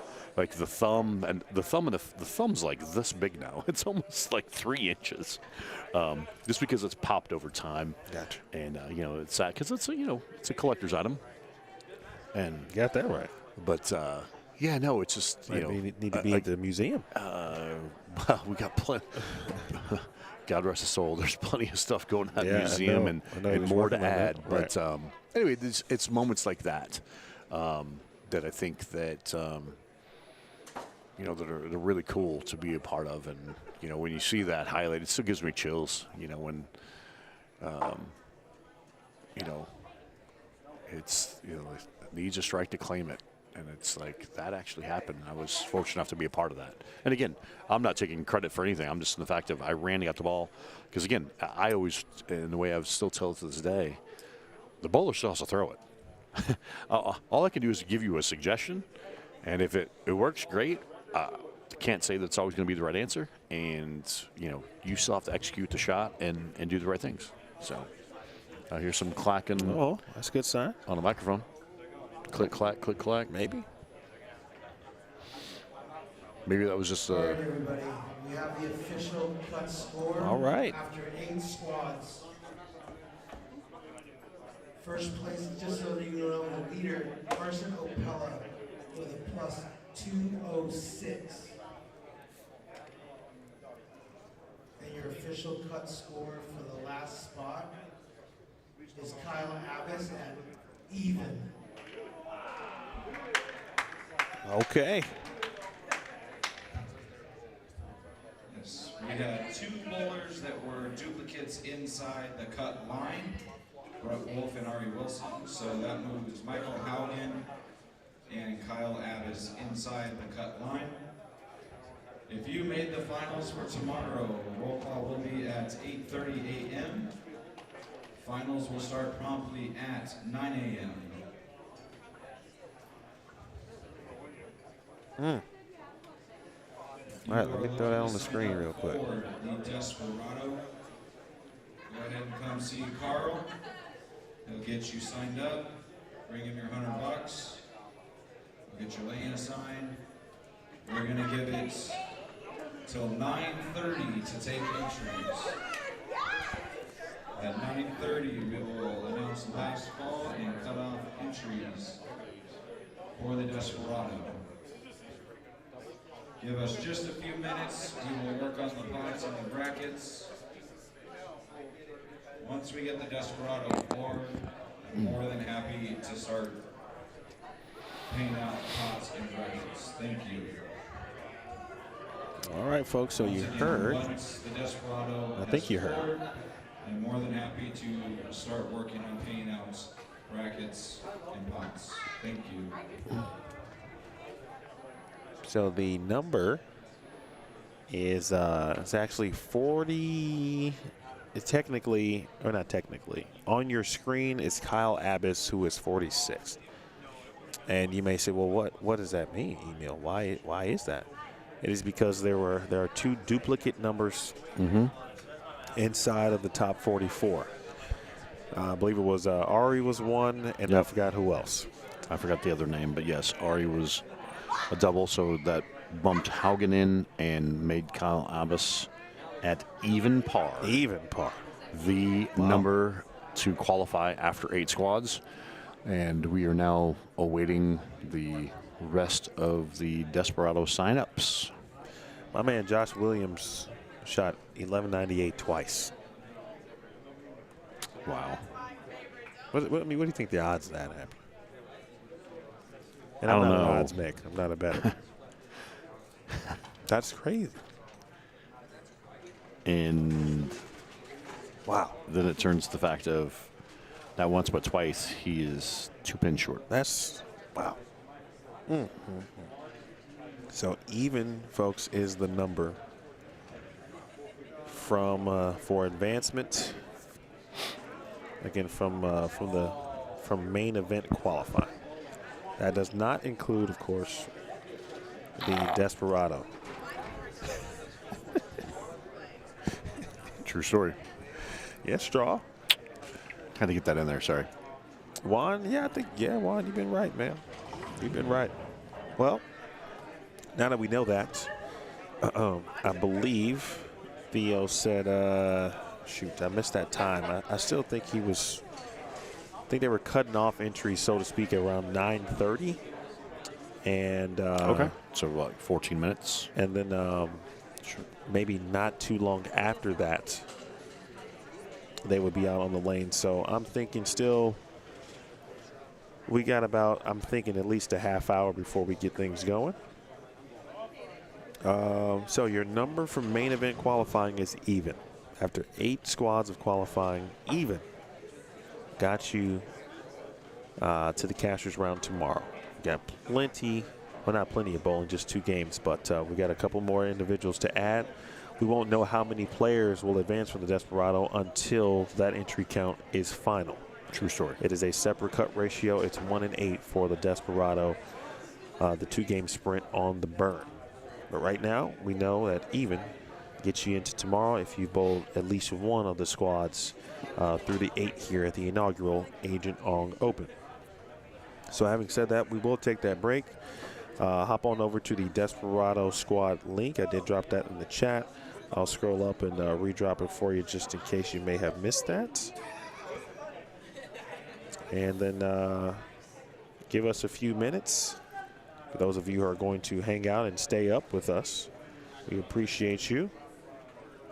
So get your snack or a little water. Maybe you got it on in your room. Maybe you're about to probably fall asleep to the sounds of our voices, which is great. I've been told that I should be in that Calming app. Yeah, calming app or audio book or something along those lines. So I'm happy to put you to sleep tonight. Side hustle. So I got a lot of things in my head.